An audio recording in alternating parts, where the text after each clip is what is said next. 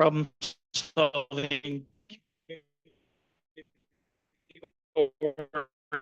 oriented, shows professionalism and integrity, is a team player, is accountable, and is good to work. Please. Yes. Okay, can I have a motion to approve the meeting agenda? Okay. Any discussion? Okay, roll call. Yes. Lawler. Yes. Shelley. Scott. Yes. Swine. Yes. Next up is the consent agenda. It's the minutes of the June 30th regular city council meeting. 5 payments for contract services to Bolton and Mink for a total of $28,296.50. Claims register and financials of $286,217.21, and there's no licenses and permits this time. So could I have a motion, please?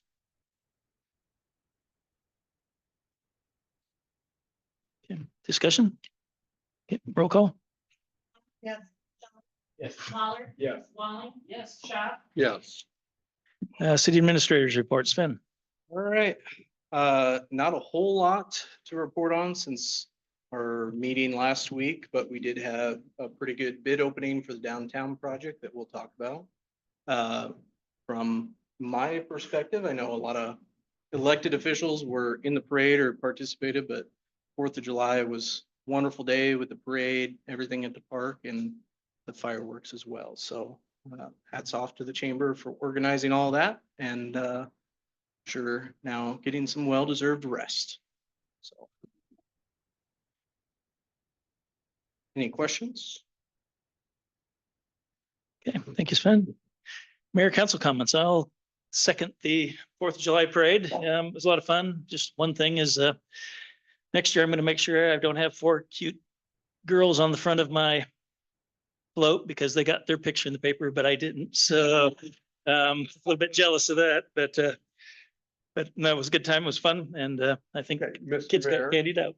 if you will tell me next year where you're going to be situated in the parade, I will take your picture. Okay. Thank you for that. Okay, council comments.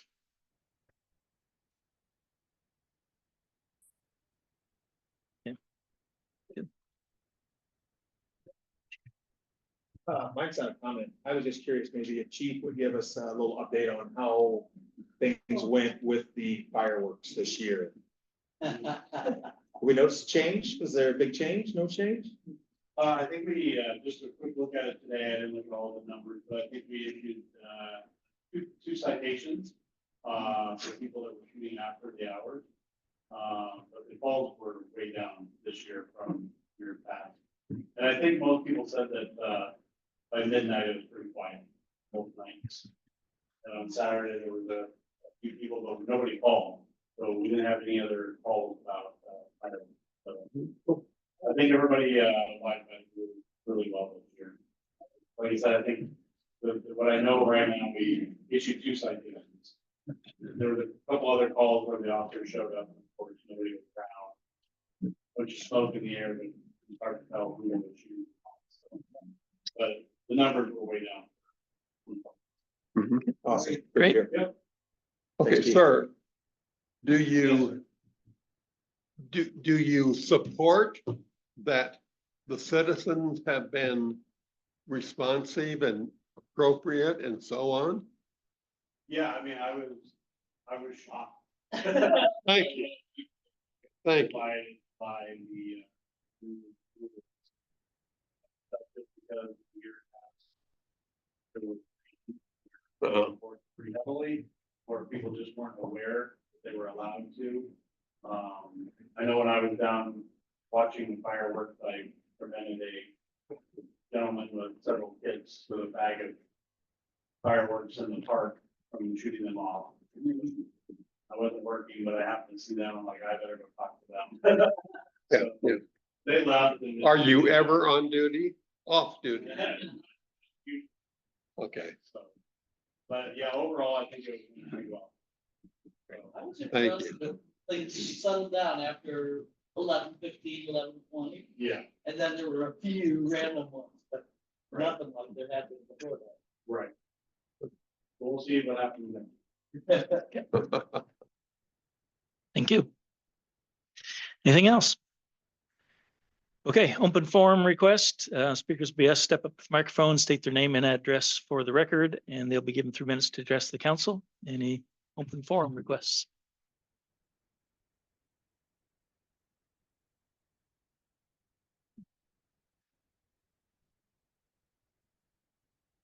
Caleb Whiting, 802 Street, here in Perry. I just wanted to come and just thank the council for taking my agenda and for taking my issue and putting on the agenda and voting on that while I was away.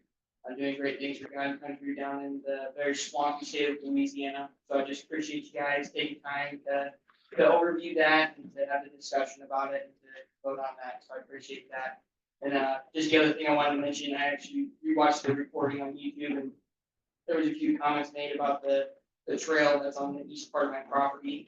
After having it surveyed, there's about 95% of that trail that just with the erosion and things has pushed over onto my property.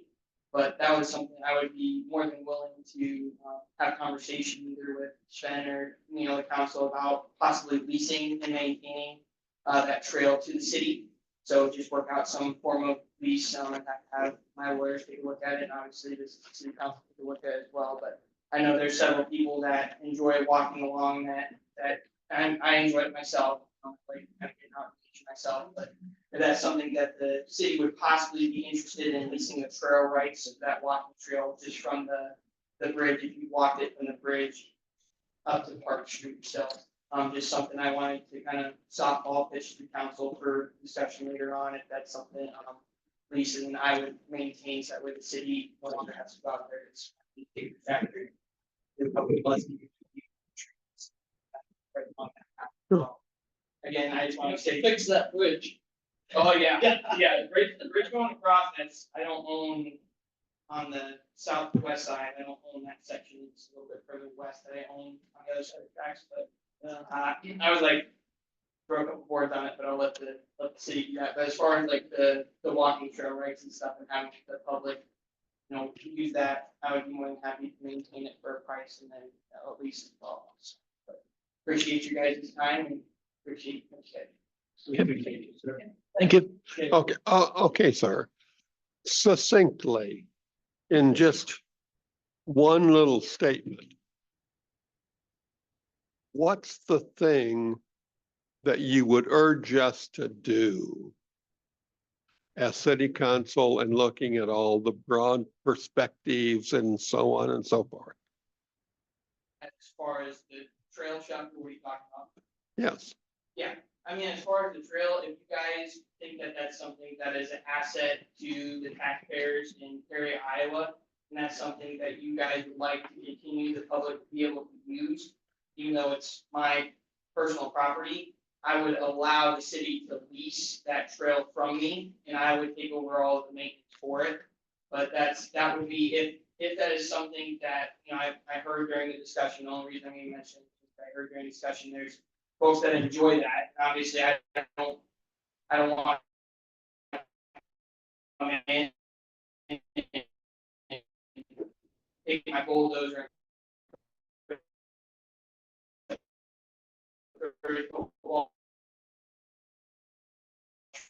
trees, and everybody's like, why can't I walk this more? But that's something that, the city, like, the lease from me, that, this trail, I would say that's, something that would be worth the lease, but like, people, then, obviously, I wouldn't say there would be, here's my willingness to work with the city mhm. on this issue, in the community. Yep. That answer your question, Chuck? I'm sorry. Yes, thank you. Okay, yep. Thank you. Thank you. Anyone else? Okay, we will move on to public hearing. Yep.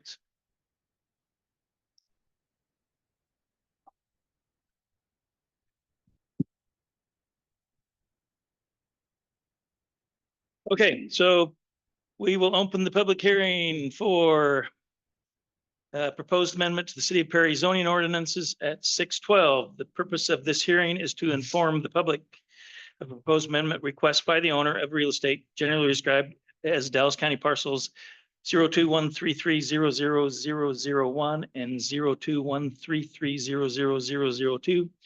Legally described in ordinance requesting a zoning amendment from agricultural district to heavy industry district. Council received public comments on the matter during this time. So I think I'd like to have Molly kick us off.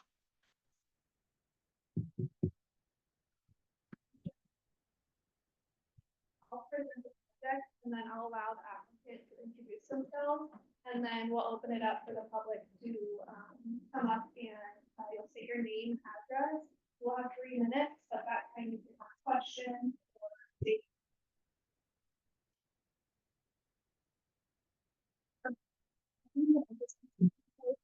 I'm presenting mode.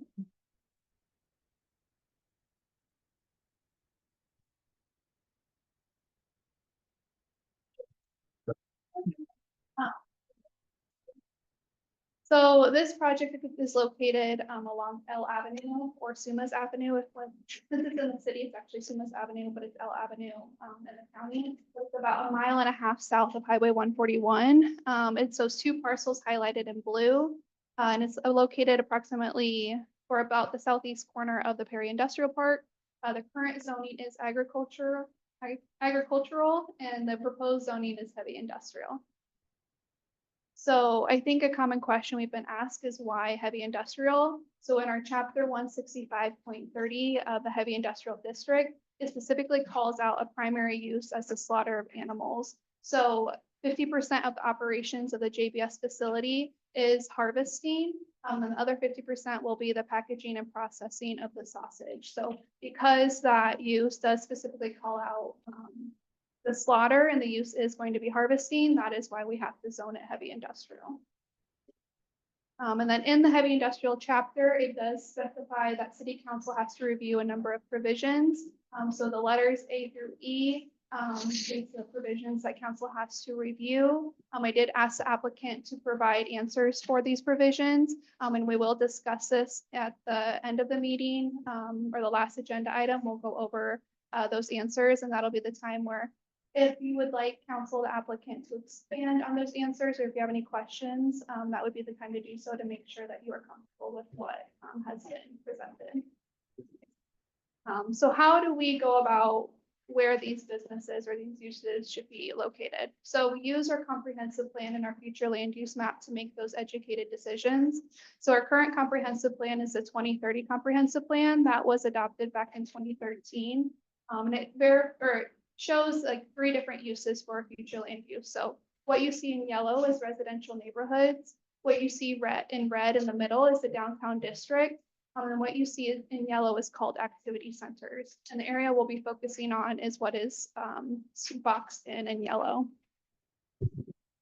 So what is an activity center? So activity centers are places where commerce, retail, and services and employment occurs. Activity centers are also places where Perry identifies, or where Perry's identity is most visible, so along gateways and corridors, and entertainment and cultural opportunities are most accessible.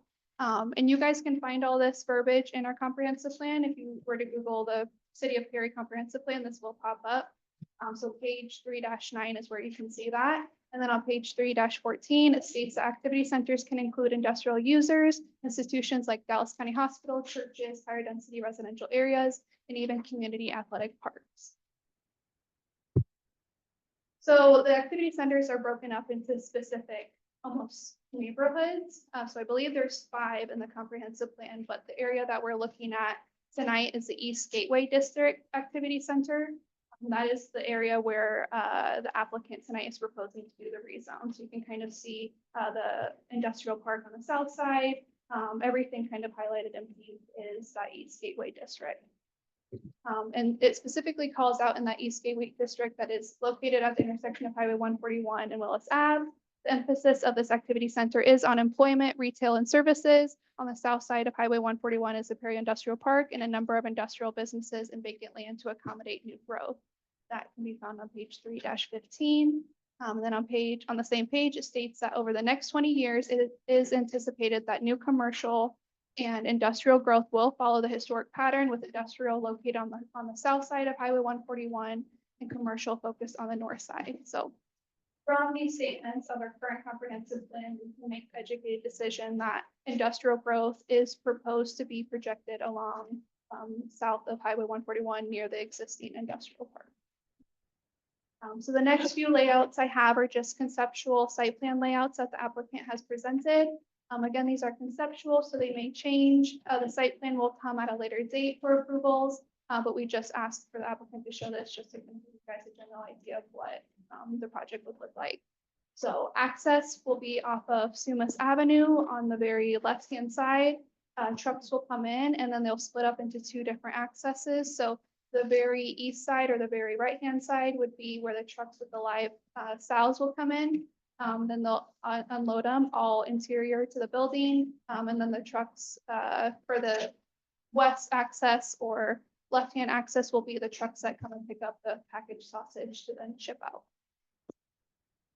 And this is more of like a zoomed in version of the plan. And then here are some conceptual elevations. So that west elevation that you see in the middle, that is what you would primarily see along Sumas Avenue or that main roadway access. The applicant is also proposing some berming. So berming helps provide some screening.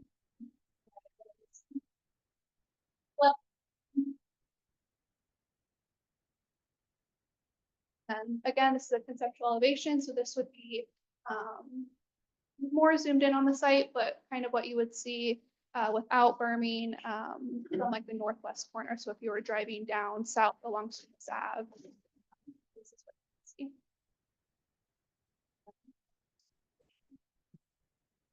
So we had a PNC meeting for this on June 10th. It did move forward with a 4-to-1 vote. During the rezone process, the city does notify property owners are within a 200-foot radius. That's the radius that's within the abutting property boundaries. The total number of property owners is 7 that meet that 200-foot radius. They were notified of the project and of the PNZ meeting and the city council meeting. And then per section 165.33 of the Perry City Code, if 20% of those abutting property owners, so if 20% of the 7 sign a petition against the rezone may only move forward with a supermajority vote. So since we are a council of 5, we would have to move forward with a 4, at least a 4 out of 5 vote. I did receive 2 signed petitions. You guys have a copy of that in front of you. So that does make a.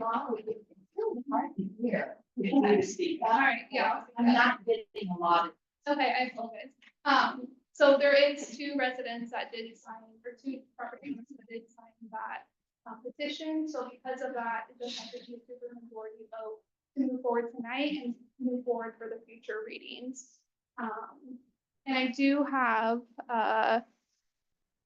my minutes from the planning and zoning meeting that I can share, that the individuals that came presented their concerns or stated their, I guess, that they like the project, support of the project that I can share with you. And I also do have a letter from the Perry Community School District that does show support as well, that I can certainly read to the council if they would like to.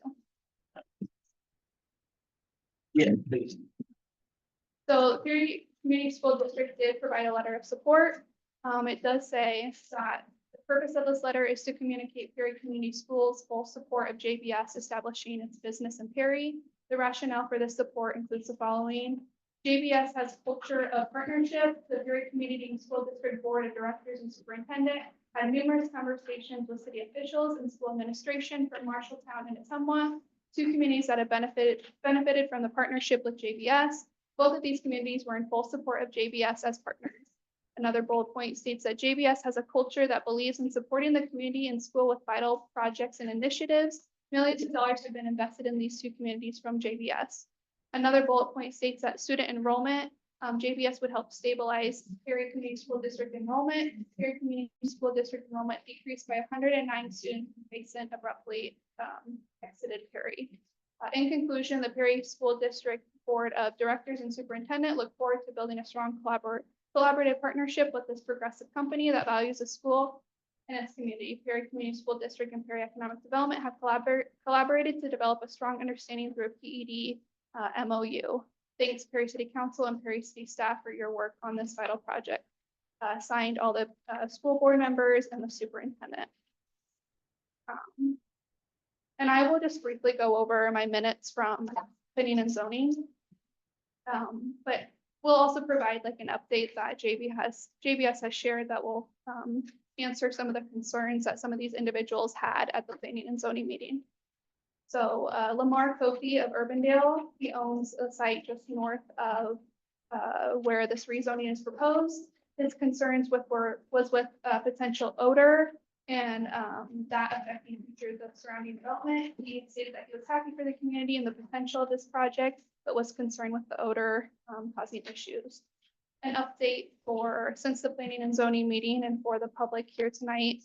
JBS has given us an update that they are no longer pursuing rendering at this time. So rendering is basically the grinding up of the byproduct of animals that they don't use in the sausage process.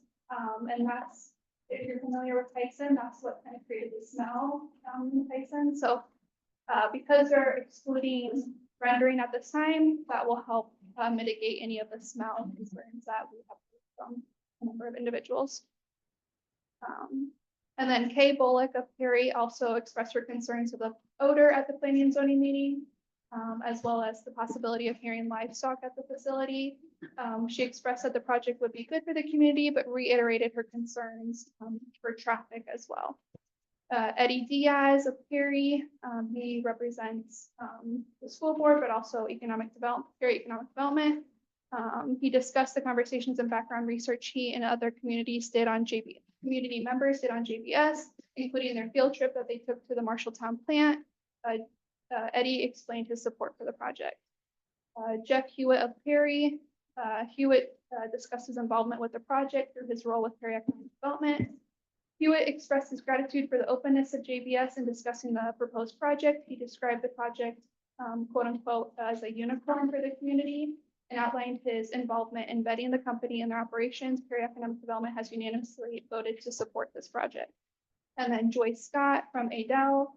She owns property to the north as well. She was one of the individuals that did sign that petition.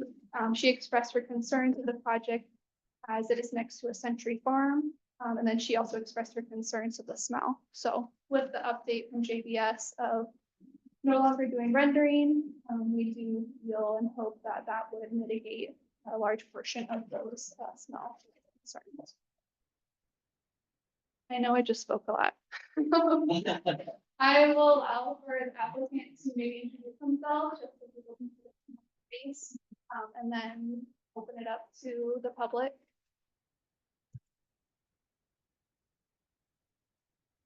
My name is Mark Reese from JBS. Mark, Microphone. can you come stand to the microphone? People online can hear you. Thank you. My name is Mark Chase. I'm representing JBS. We got here on site. This thing gets passed through to, Sir, can you speak into the microphone? my name is Mark Chase. I'm a representative of JBS. I'll be the general manager of this facility if it gets approved and sent through.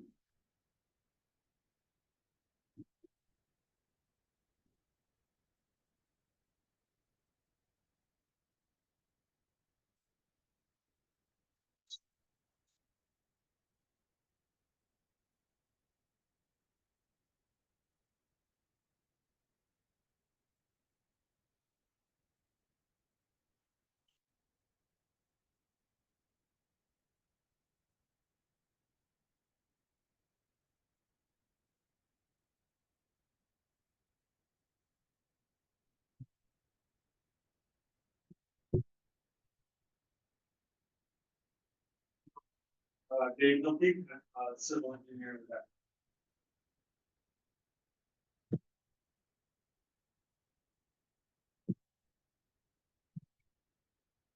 Okay.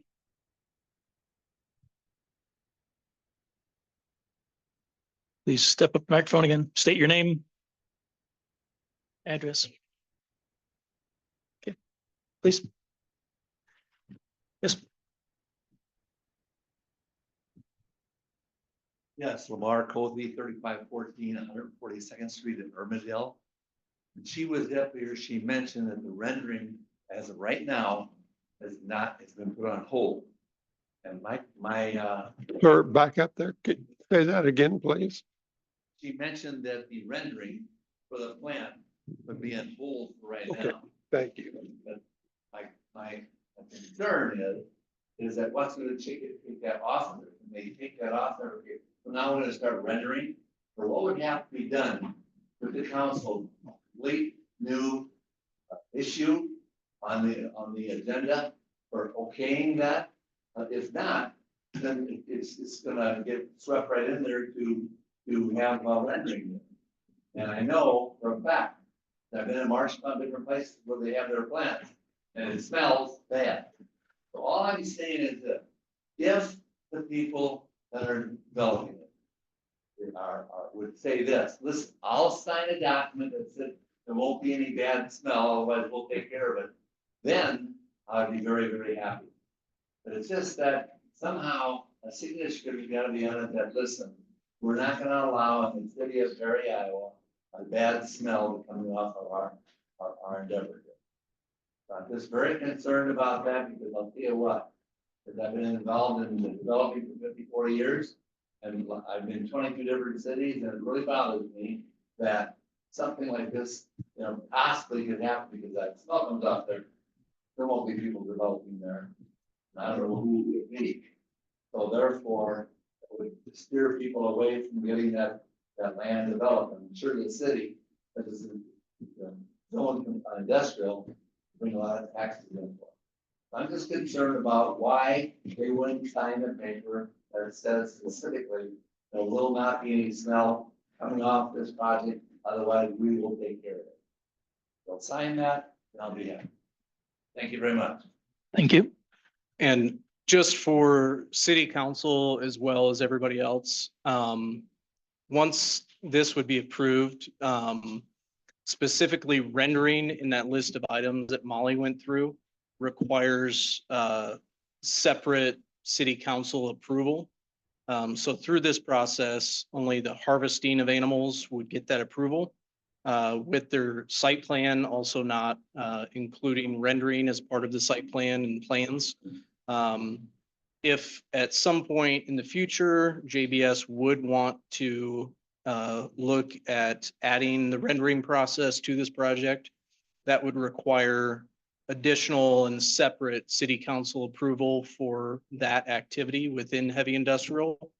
And then it's likely large enough that we would go through an additional site plan process as well. So there would be additional steps and checks to go through if the company ever did want to propose adding rendering to this project. Excuse me, can I ask Lamar a couple questions? Yes. Is that the parcels that you own out there, is that the only property that you own in Perry? One little sliver. I sold another piece. I sold another. It's on. Is it on? Okay. I sold another piece off that is all developed, but there's two that are not developed, and this is one of them that's right next door to it. And again, just to make it simple, I always like to keep things really simple and in line and no problems in the future, is that, look, if they would do this, if we ever decide to render, we would guarantee that there won't be any smell coming off that. Otherwise, we'll be taking care of it. It's very simple.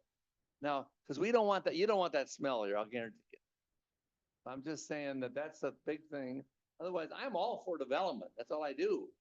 And I want the people in town to be happy, and I want the taxes to roll in and everything going on good. That'll bring a lot of more employment around. But I'm just saying, we gotta have it that there is no smell coming off on it, that they are willing to sign off on. That said, that'll never happen. Thank you very much. I got a follow-up question for you, Lamar. Are you using those parcels currently for agriculture, or is there future development planning, or is that? Right now, it's just agricultural, but I'm having quite a bit of interest. And here's the thing. When I tell somebody something, I don't want it to be half truth. And if I tell them that, listen, there won't be any smell coming on, this is a good area, I don't want to say, listen, you told me this. And I go, the last thing I'm gonna do. So if I can't be completely honest, I don't want to talk. So I'm just saying that for development in the future, I don't want, I can get a lot of, I have a lot of developers all around the United States that I've dealt with. And I can get a lot of them in here develop. You know, I'm just developing too many other places right now, and I have leukemia, so that is slowing me down a little bit. But I'm just saying that, listen, if you want that thing developed real fast, I can get it developed real fast, but I don't want to give them false information that there'll never be any smell there. So why not have a paper that's signed that basically that there'll never be a smell, otherwise we will take care of it, guaranteed. Thank you for your time. I think everybody here would welcome that development. Okay, thank you. My name is Tom Bertrand. I live at 14912 J Avenue, South Perry. Also have a business out in the East Gateway District, 836th Street. I've been a part of Perry community since 1987. Lived southeast of the Tyson plant within a mile that entire time. And I'll be about 2 miles straight west of JDS. Just a little bit, for those of you who don't know me, I'm a veterinarian. Spent 20 years in clinical practice, food animal, locally in swine. In the last 25 years of my career, I spent as the CEO of the National Organization of Veterinarians providing education and advocacy. My first point would be, I applaud JBS for recognizing the opportunity to locate a plant in Perry. This is a unicorn in the swine industry. Generational unicorn. Doesn't happen very often. I've been in plants everywhere from North Carolina throughout the Midwest, South, all the way to California. In fact, I've been in a lot more packing plants than I have been to city council.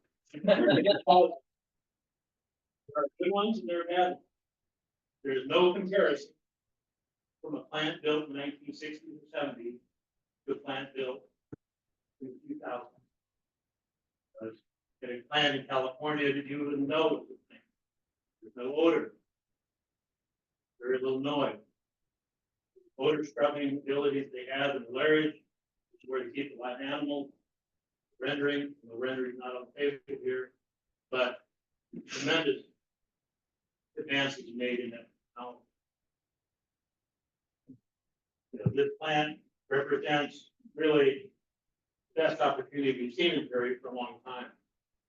And back about a year ago, when Tyson announced their decision to abandon this plant, abandon the community of Perry, several of us with Perry Economic Development started working on, in conjunction with the pork industry here in Perry and Iowa Farm Bureau, developing a list of possibilities of companies who could buy that plant. It turned out Tyson really didn't want to sell it. Yeah, we hope. But my own personal list had 3 companies. That's possibility. Number 3 was Wholesome Food, which is happy to be run by a veterinarian. Second possibility was Steiner, produce your own packing plant. But my number 1 possibility was JBS Swift. Just to clarify, I have no conflict of interest. I'm paid by JBS Swift. I've never been paid by JBS Swift. But this is a great opportunity.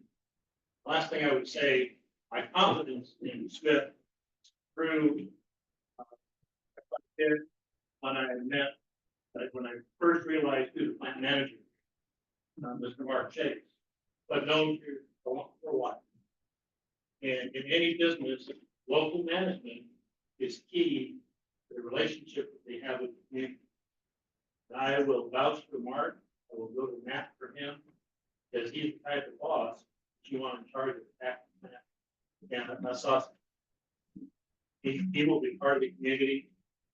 Pretty much guarantee if you'll be in town, be able to walk into his office and have a conversation. He's also the kind of guy that would be at the gate greeting his employees at 6 or 7 a.m. by name, because that's what he's done down in Des Moines at the packing plant. Thank you for your time. Thank you. Okay. Next, please.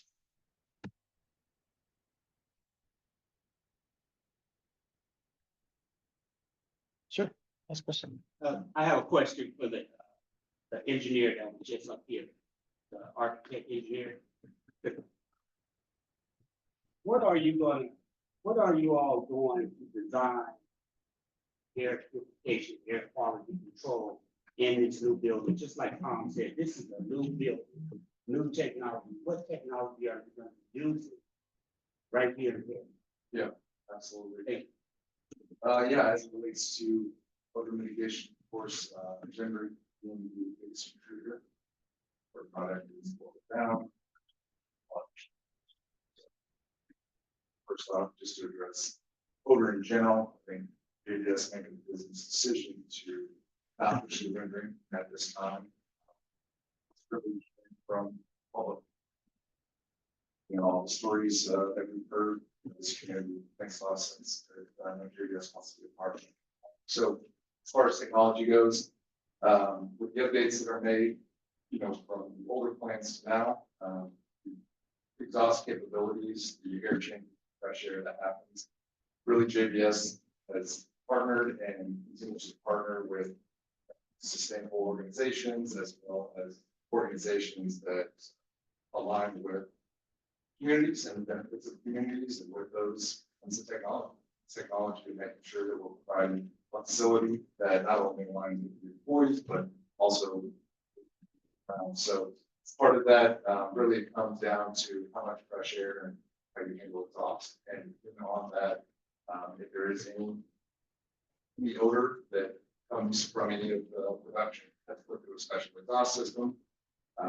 For instance, the rendering, we talked about wet scrubber systems and how that goes into it. So that helps to pull particulates out of the air, before it goes into the air, it adds weight to it, and it drops in, they're able to collect it. So instead of just opening the exhaust fan and turning it on and all of that go out, those wet scrubbers help to do that. You're designing that into this building? If there was rendering, we would. This, now that that has been removed, there's not a lot of odor to handle. We are going to be handling with the farm, shooting with the Fulton Mark to the south. Live. For the live south, there's going to be there for a couple of hours, and during that time, making sure that we've got fresh air and the right technology for the exhaust system. Because it is just making sure to mitigate fresh air and dealing with typical farm smells, but they just made a decision to make sure that's enclosed for the audible livestock and concerns that there be, but as well as making sure that we're providing fresh air and we're providing that exhaust system that really is top notch to make sure that it's a good environment for the livestock, but also that anything coming out of there is in small dose forms compared to one big release of what's. I have a question about this, this holding barn. Is that contained inside of these renderings that we've seen? Supposedly, is there a separate building? No, that's actually considered. No. Oh, okay. Yeah. Yeah, thanks. Okay. So yeah, here in this area is where the holding, where dock connects and livestock dropped off and organized, and this will be enclosed. There was some initial. Okay, sir, Yes, sir. can you give an address sort of where this is at? Yep, absolutely. Yeah, it's just southeast of the industrial park. On L Avenue, so if you take a look. Yeah. So this is the new Casey's, it'll be down here. It's kind of set back more on this back parcel. Okay, thank you. Yep, and for those of you who may have been at sites.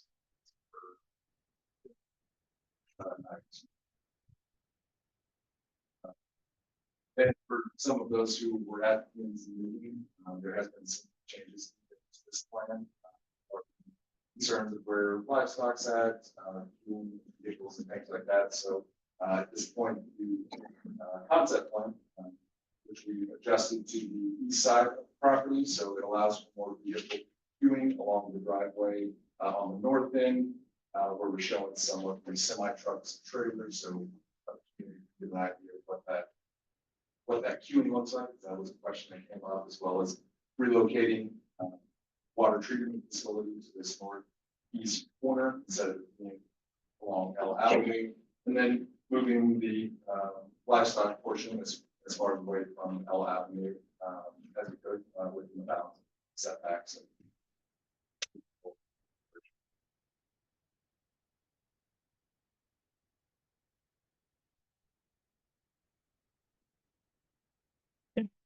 Thank you. Next, please. Oh, wait. Please.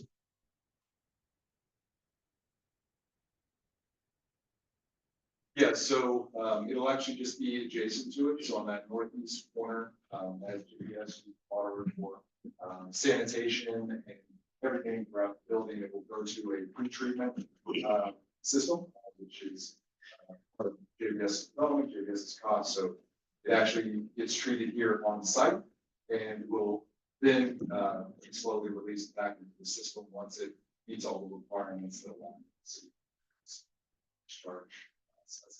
So that is actually happening. So The treatment, yes, but JBS is doing the treatment on site to avoid the additional cost of treatment at the plant, so they're handling that here on site. Well, I understand that, there's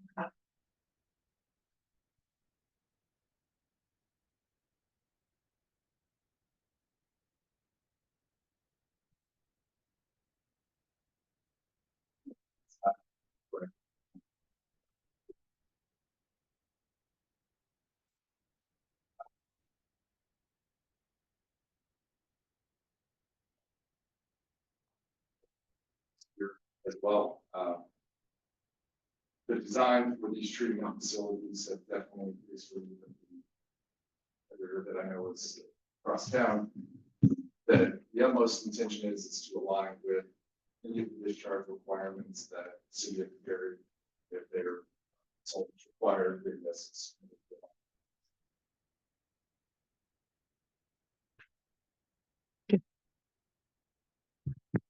Ma'am, would you, a microphone. grab or the raise your microphone. hand and bring it to Yeah, you? otherwise. we caught up.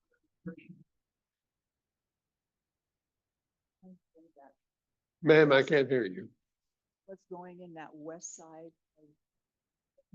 Like it's about 30 years.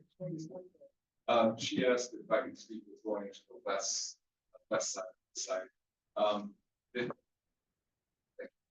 At this point, from the west side of the site, we're only anticipating this grass space, squirming across, L Avenue is all indicated to try to align,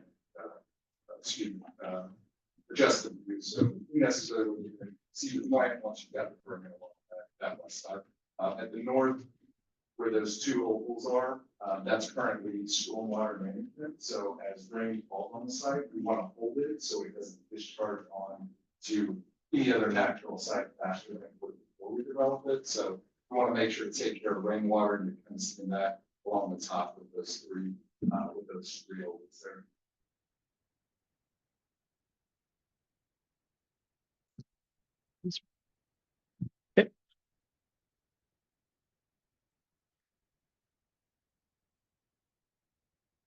To grade the site. So there's a natural waterfall, a watershed there. And how are you going to ensure that that doesn't impact the surrounding farm ground? Water's going to flow where it's going to flow. They're going to change the grade. And how do you ensure that it doesn't flow too much on existing farm ground? So I'd like to have my colleague Dave, who's a civil engineer, know a lot more about rain.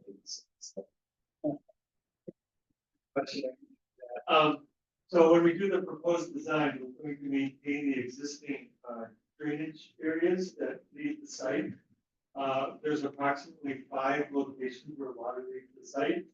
So we're not going to make those areas larger so that you would have more water leaving at that point.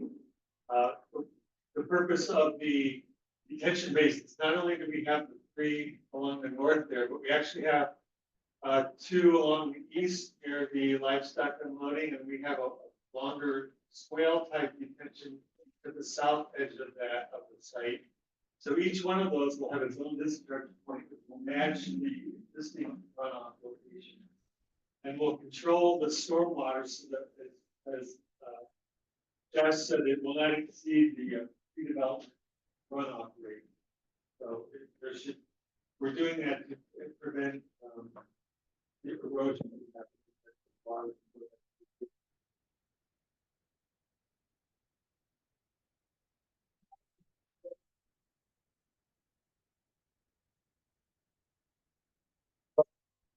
Tile is serving the agricultural field, so,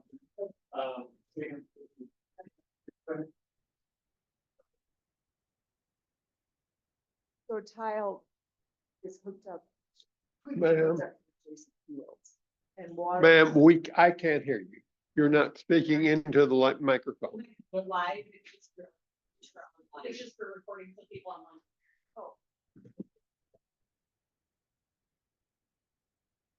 Tile lines, they can hook up to other fields. Water from other, drainage water from other fields can flow through another person's field.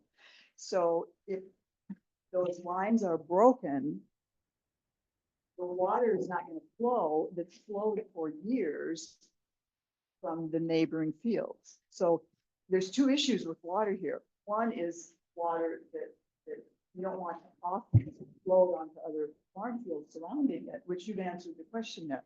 But there's water that could currently flow underground and drain other fields. If you find those tile, what are you going to do?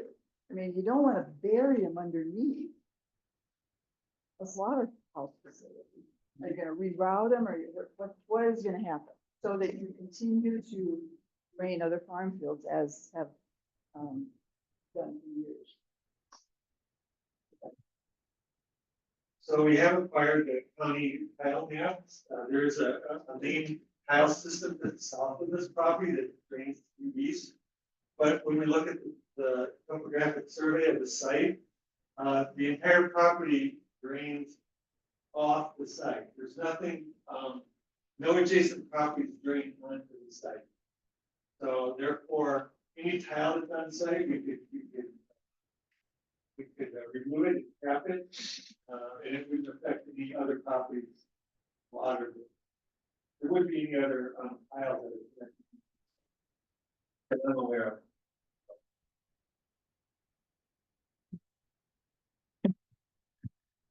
Thank you. Okay. Next, please.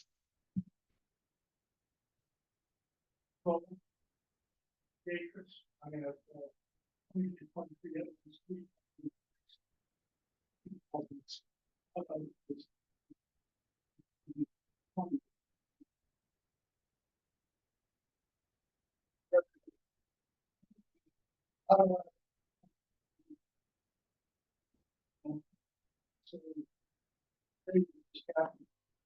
But one of the points in these observations.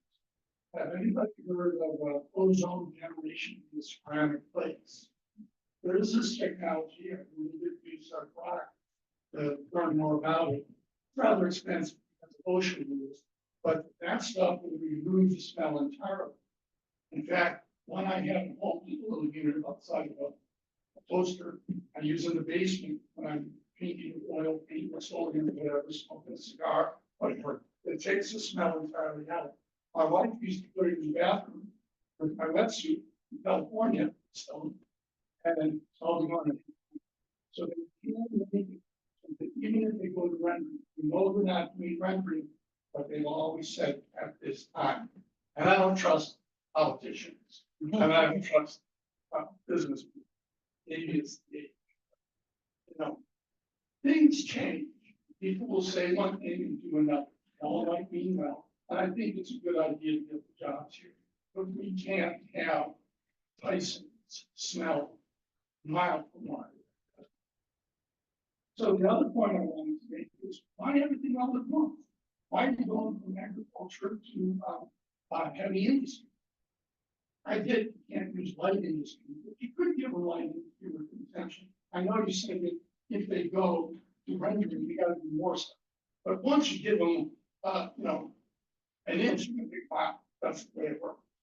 Why not create a third category? You can't have light industry with exception for slaughterhouse, make a third category. Middle industry. Medium, light, medium, and heavy, give them light. Or give them medium with light industry, plus the slaughterhouse. Then you haven't given them all. We should go into what they can do with that need. It's not expensive. It's some violent changing the laws. That's all I got. Thank you. Thank you. Okay, next, please. That might work, just the mics don't broadcast, the room. It's just for the internet, for the recording.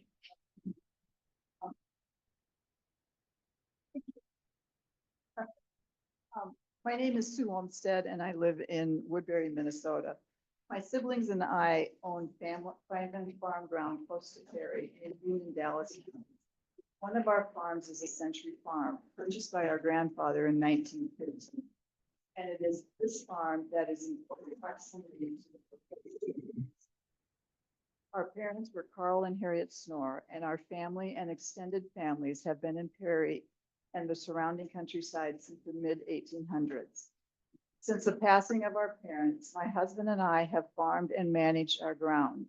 We make frequent trips to Perry. Last year, we came here 23 times. So we maintain a second residence in town. We take seriously our responsibilities for the stewardship of our family farmland. I have 3 points of concern regarding the JBS proposal. The first is stewardship of a scarce resource. My father enjoyed geology as a hobby, and so I know that the proposed JBS site is in the Des Moines Lobe. That is some of the richest and most productive farm ground in the world, not just the state of Iowa, not just the US, but the world. Converting this prized and scarce resource to heavy industrial use would be a travesty. It would be just a tragedy of huge proportions. One will never be able to productively farm the ground again. Natural water flows will be disrupted. If they could. Tile lines destroyed, neighboring farm operations adversely impacted. My second point is safety. On L Avenue, there will be increased traffic and potential dangerous interactions between fast-moving JBS inbound semis and very large but slower moving farm equipment. In addition, farm semis are frequently parked on the road to deliver fertilizers or to haul grain. Caution by all parties will be necessary. Point 3, there are existing alternatives for the JBS site. There's the 200 acres that's Tyson, roughly 200 acres is the Tyson's plant. There's also 135 acres that the city of Perry owns, both of these west of town. Existing infrastructure at these sites can readily be used by JBS. This includes paved access to 141, existing utility conduits, existing fencing, and existing parking lots. The relevant authority, whether that's Dallas County or whoever that is, would have to make Tyson remediate their site. Or you could explore the use of federal remediation funds in exchange for Tyson's promise to sell. Finally, the world needs good quality farm ground to remain in production. My father always said, be good stewards of the land. They're not making any more of it. Please do not approve the rezoning of scarce premium quality farmland to heavy industrial use. Thank you. Yeah. Next.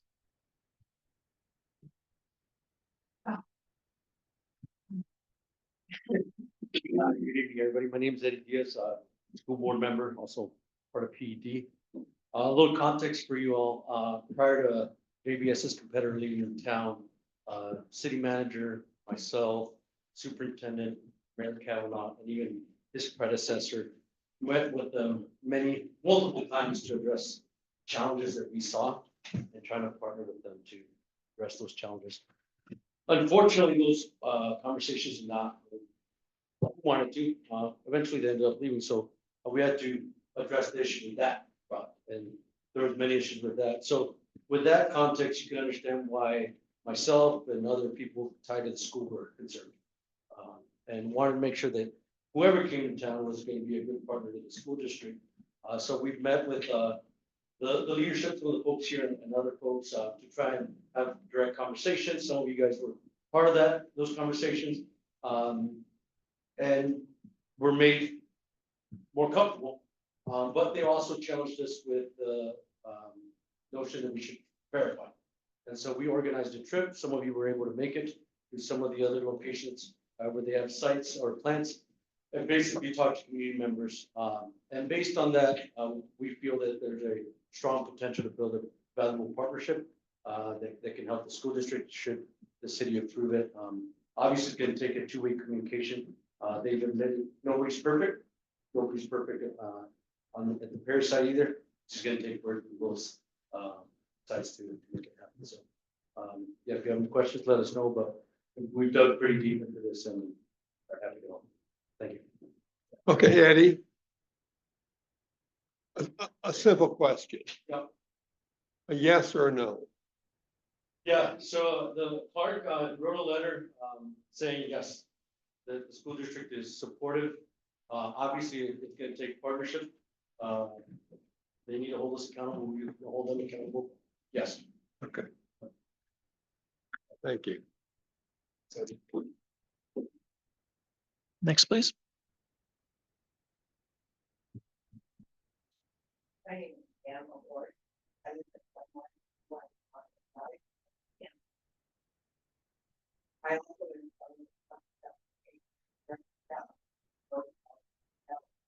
in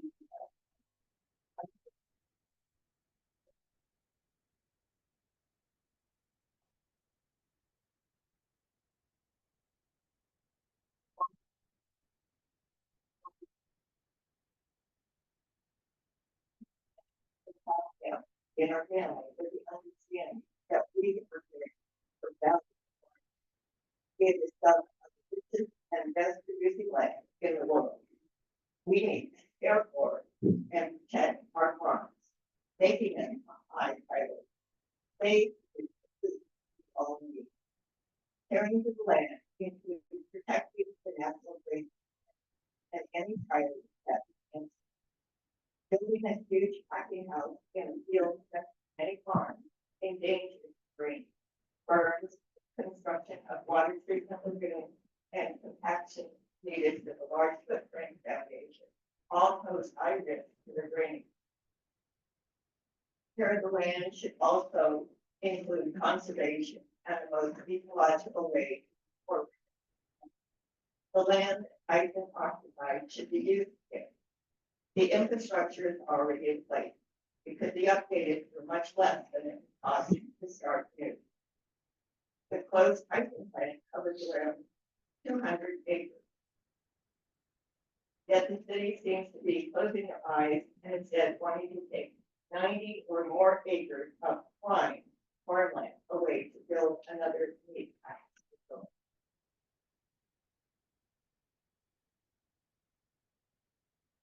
I just want here to pay property tax. Yet the city is willing to give JVS a $10 million tax forgiveness offer. Plus the state is offering $12 million tax benefit for high quality jobs. That sounds like a lot of profit going to foreign. JVS says maybe the impact will be minimal, but if this land is rezoned to heavy industrial, who will stop them from doing as they do? I know, like you said, that it has to go through council. But it seems like this is going too off the path. They've already signed a non-disclosure agreement, which causes me to question transparency. Why should Perry authorities believe an international company been brought forward in the United States using numerous fraud? New York State Attorney General has sued JBS for intentional fraudulent statements, leading customers to believe this company is working to help the environment. Yet this was only done to get people to buy their product. They have no accountable environmental plan. Zoning equals more profit for JBS, but more chances of problems for farmers and the Sue, if you don't mind, I have a question for you, or excuse me, Tam, sorry. I have a question for Sue too, just real quick while we're doing this, and we can do whatever. Is your property in city limits? public is right in the south of where JBS plants. Thank you for that. And then do you lease your land or do you farm it? I pay a farmer to take care of it. And Sue, come on, I did those two. Are you in city limits? No, I am about a quarter of a mile from the JBS site. We do custom farming. We do some of it and then yeah, custom farming.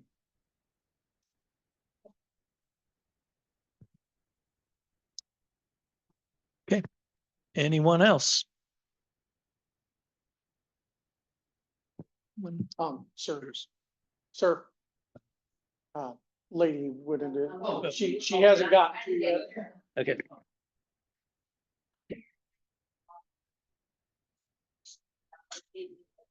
Some of these points may not be accurate, but I'm just gonna read it. Introduce yourself. I will, that's my next statement. My name is Cynthia Pietras, I live at 2323 Evelyn Street. And thank you for this opportunity to speak. I grew up in Perry. I'm very familiar with Fort Winds, coming east from IVP, Oscar Mayer, and Tyson. The stench would necessitate closing all windows and avoiding outdoor activities if possible. The pork plant was on the other side of town, but the smell was very strong. A slaughterhouse is not a good neighbor. Not a neighbor one would happily choose. And a slaughterhouse packaging plant is proposing to be a neighbor to our hospital or nearby churches, 3 schools, though now the schools say they're in favor of it, or senior living care facilities, and many single-family homes and apartments. The slaughterhouse creates a lot of smells and requires hauling hundreds of animals, many trucks, lots of traffic, noise, and diesel pollution in order to do its business. As I understand it, the area where construction is proposed is zoned agricultural. I was hoping it would be rezoned light industry, which specifically prohibits rendering or refining fats or oils. But I found out the proposed rezoning is for heavy industry, which permit distillation of bones, fat rendering, garbage, offal and dead animals, reduction or dumping, stockyard, or slaughter of animals. Provisions in Chapter 165 zoning regulations state such use shall not unduly increase congestion in the streets, and such use shall not diminish or impair established property value in adjoining or surrounding property. Have any studies been done on these 2 points comparative? As I understand it, as of now, killing of animals will take place at the JBS plant. There will be no rendering. However, if zoned heavy industrial, rendering would be possible in the future. The stench created during rendering activities is very pervasive. Studies show that air scrubbers designed to handle prevent the stench varying in success from 45 to 70%, and sometimes as high as 80% or 90%, depending on what you're measuring. And it's said that air scrubbers work less well during cold winters. Slaughterhouses are a key source of water pollution and environmental degradation. Laws regulating these facilities are weak and poorly enforced. I found a study that stated, quote, a pork processing plant owned by JBS in Illinois filled 29 million gallons of hog waste in 2015, killing nearly 65,000 fish, end quote. Opening a slaughterhouse within 2 miles of family housing can negatively impact nearby property value for several reasons. While exact impacts vary by location and local market conditions, studies and case reports suggest typical value declines between 5 to 15%. I recently learned that residents in North Little Rock, Arkansas, succeeded in stopping a proposed slaughterhouse in their area in February of this year. David Bubbas Jr., owner of David's Burgers, withdrew the application for a planned slaughterhouse following significant community opposition. Residents raised concerns about potential odors and the impact on property values. A bill was introduced in the Arkansas House on February 10, 2025, to ban placing a slaughterhouse on the same ground as the food processor. And I'd like to close with this quote. It's one of my favorites. We do not inherit here from our ancestors. We borrow it from our children. Thank you. Thank you. Anyone else? Martin, you want to?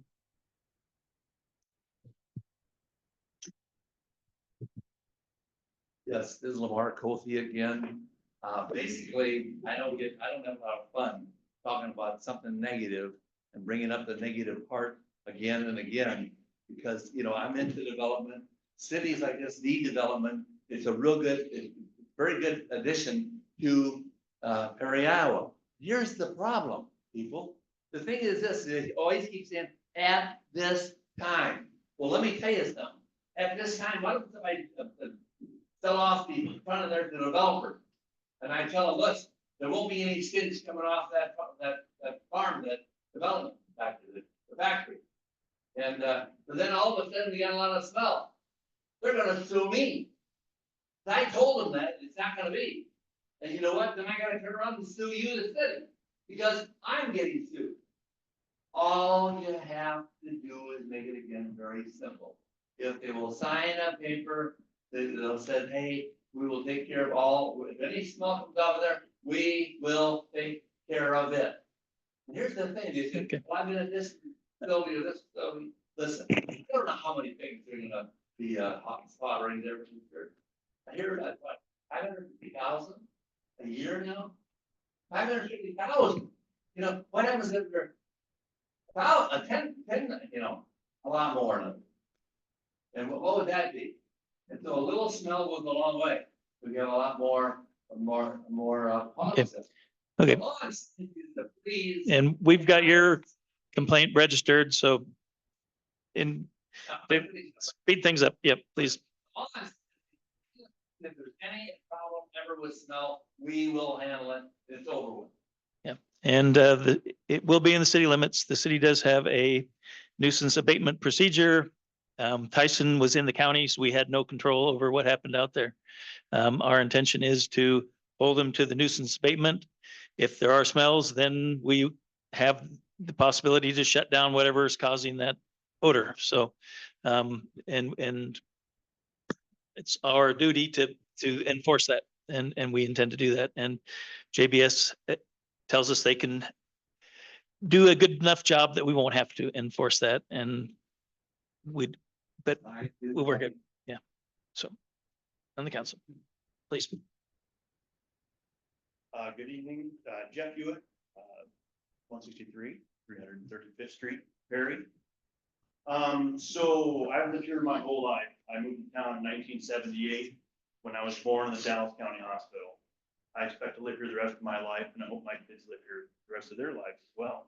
I'm not going to pack up and leave and go anytime soon by the nature of my business and my lifestyle. Currently, I'm the president of Perry Economic Development. Been in that role for about 2 years now. I was able to get involved in some meetings fairly early on with JBS. I had the opportunity to sit in, I think, 7 different, I would call them kind of round table community outreach question and answer periods by a nice cross section of the entire town. One thing that wasn't mentioned tonight, I think it's worth mentioning, is, you know, JBS's commitment to programs in the towns they set up at. JBS USA, they plan to extend their Hometown Strong initiative in Perry, which has invested over $100 million in rural communities across US and Canada. Programs include such as community centers, affordable housing, school improvements, athletic facilities, childcare enhancements, parks, fostering long-term community development, which I think we all agree that Perry really use and benefit from. They have a program called the Better Futures Program, which provides free college tuition for JBS team members and their children. Interesting note in that is there were more people that partook in that program than they ever envisioned. I think that was on the, correct me if I'm wrong. But is it from was it from the team members or their children? From the team members, but I think the target was the children, but the team members took advantage of it. You know, investment comes at a very quick time from Perry. You know, I remember where I was when I got a phone call from Sven that Tyson was leaving town. I'm a firm believer that when one door closes, another door opens. Dr. Tom Berkman is who I got the uniform statement from. He has forgotten more of my swine production than all of us combined will ever know. I hear the concerns. I live 1.5 miles north of Tyson. You get a strong south wind in the summer and you know days are rendering. But I figure I live in Iowa. That's part of the job. Our park out there has had a tremendous amount of traction last year.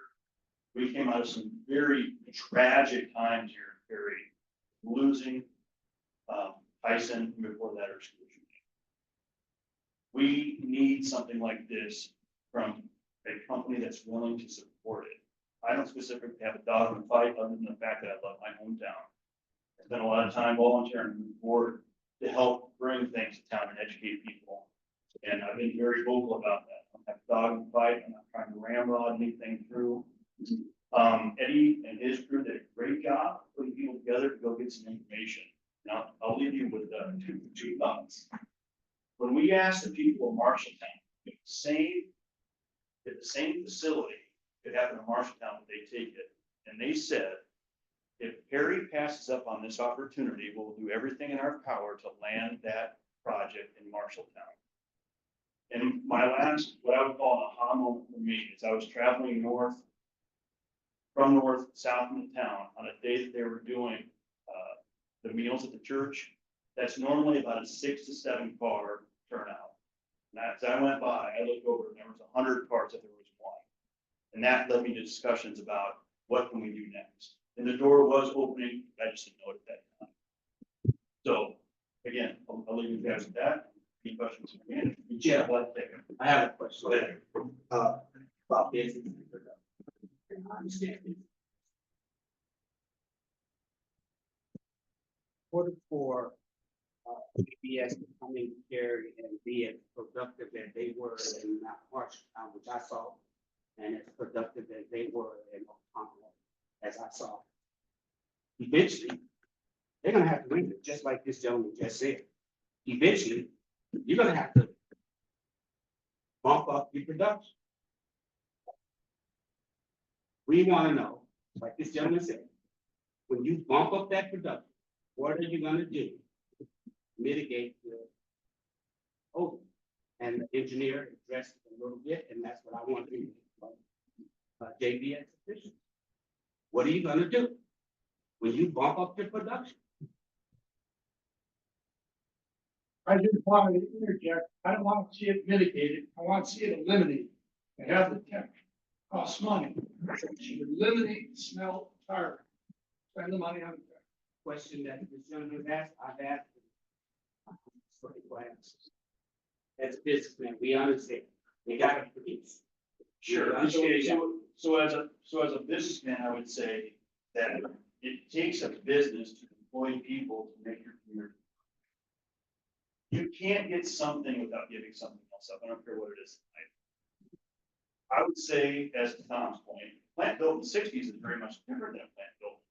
And I shouldn't use the 2000s now. It's 2025.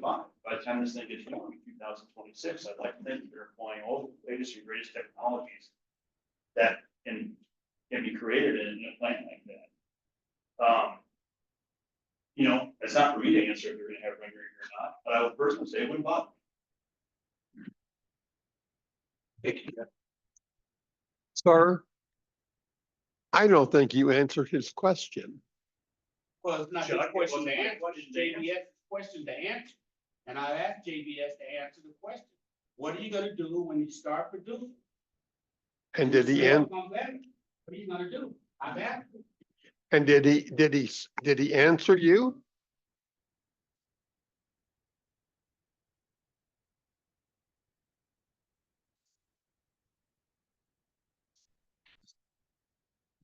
increases how.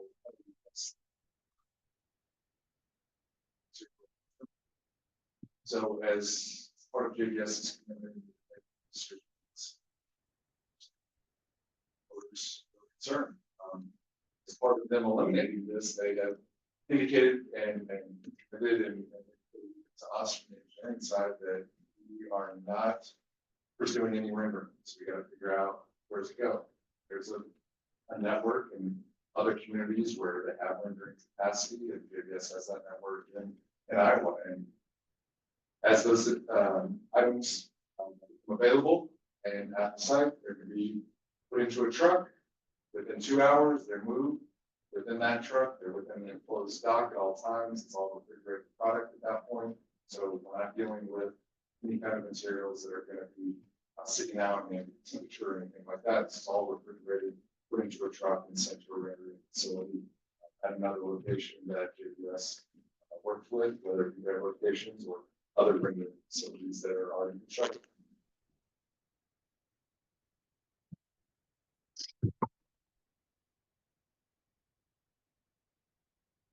Yes, please. What, fine.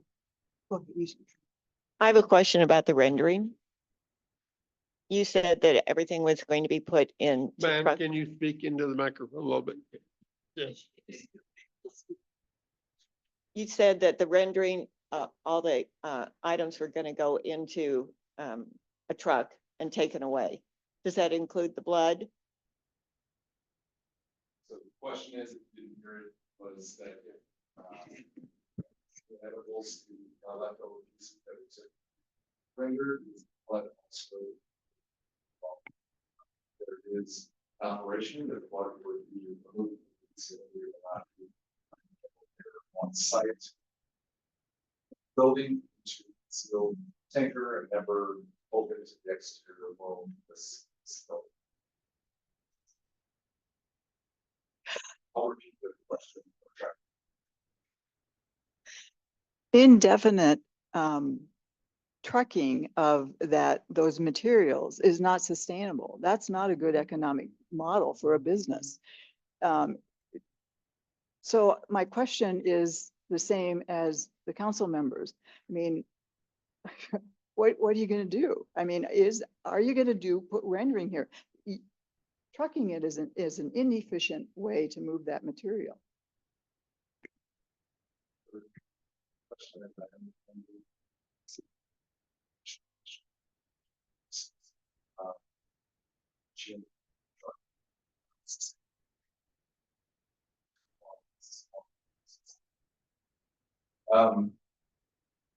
No, I can't answer the question for JBS regarding rendering. What they've indicated is they're not doing rendering here and there.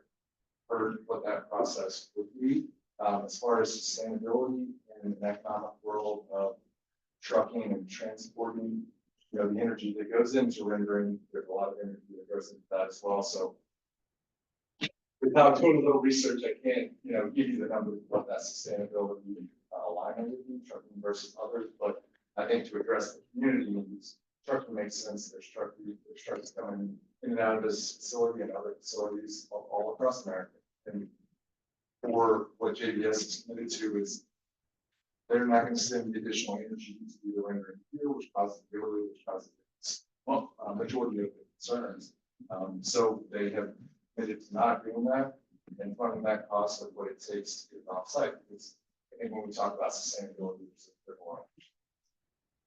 Can you, real quick, can you speak to the fact, so if there were to be rendering, that would require a whole additional facility to this, correct?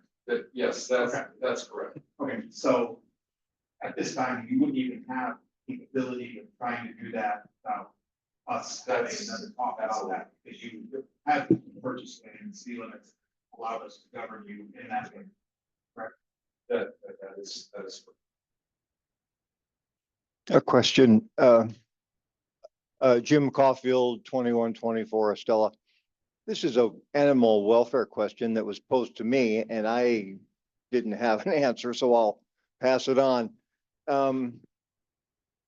You must be aware that the state of California has passed, I don't know, Prop 12, is it, that's kind governs the square footage that sows are required to have if you're going to sell that product in their market. So I guess the question is, will the sows that are harvested here have been raised in conformity with that standard? Or can you say at this point?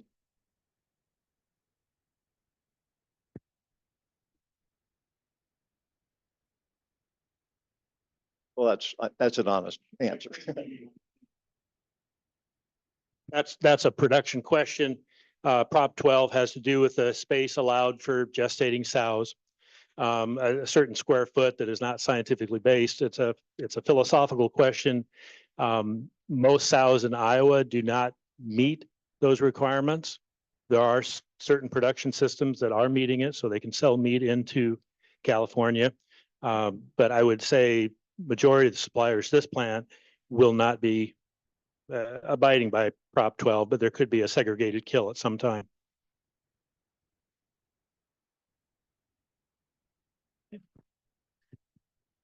Next, please.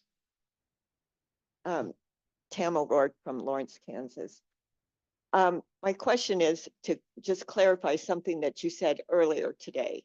Did you say that because JBS is not going to be doing rendering at this plant, you were not going to be putting in air scrubbers?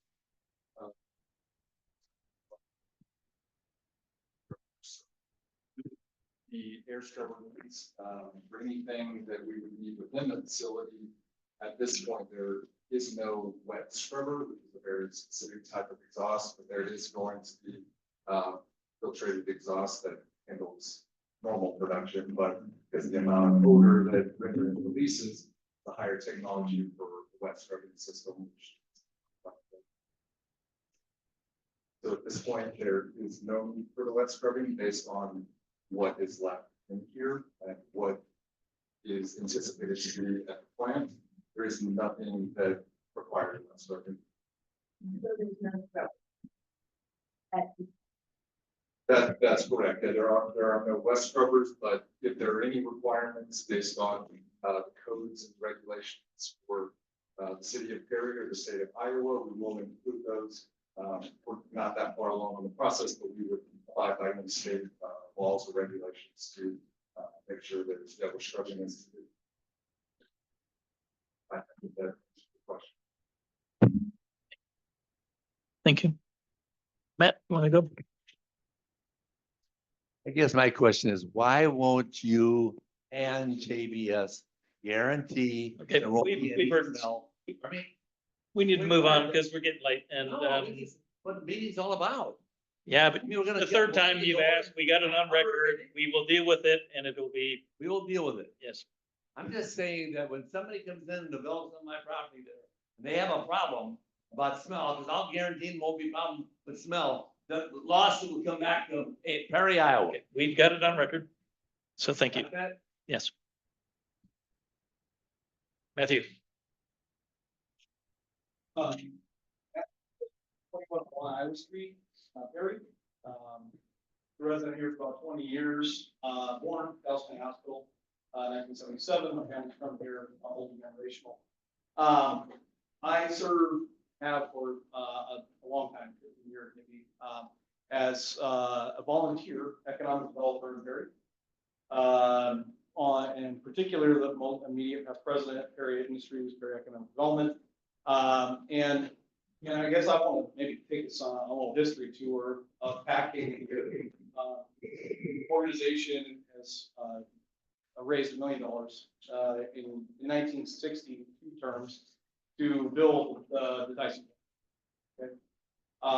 It's changed hands in this time, some good, some bad. We have, what it has done, and really what the whole point, the mission of our organization is to help attract new businesses.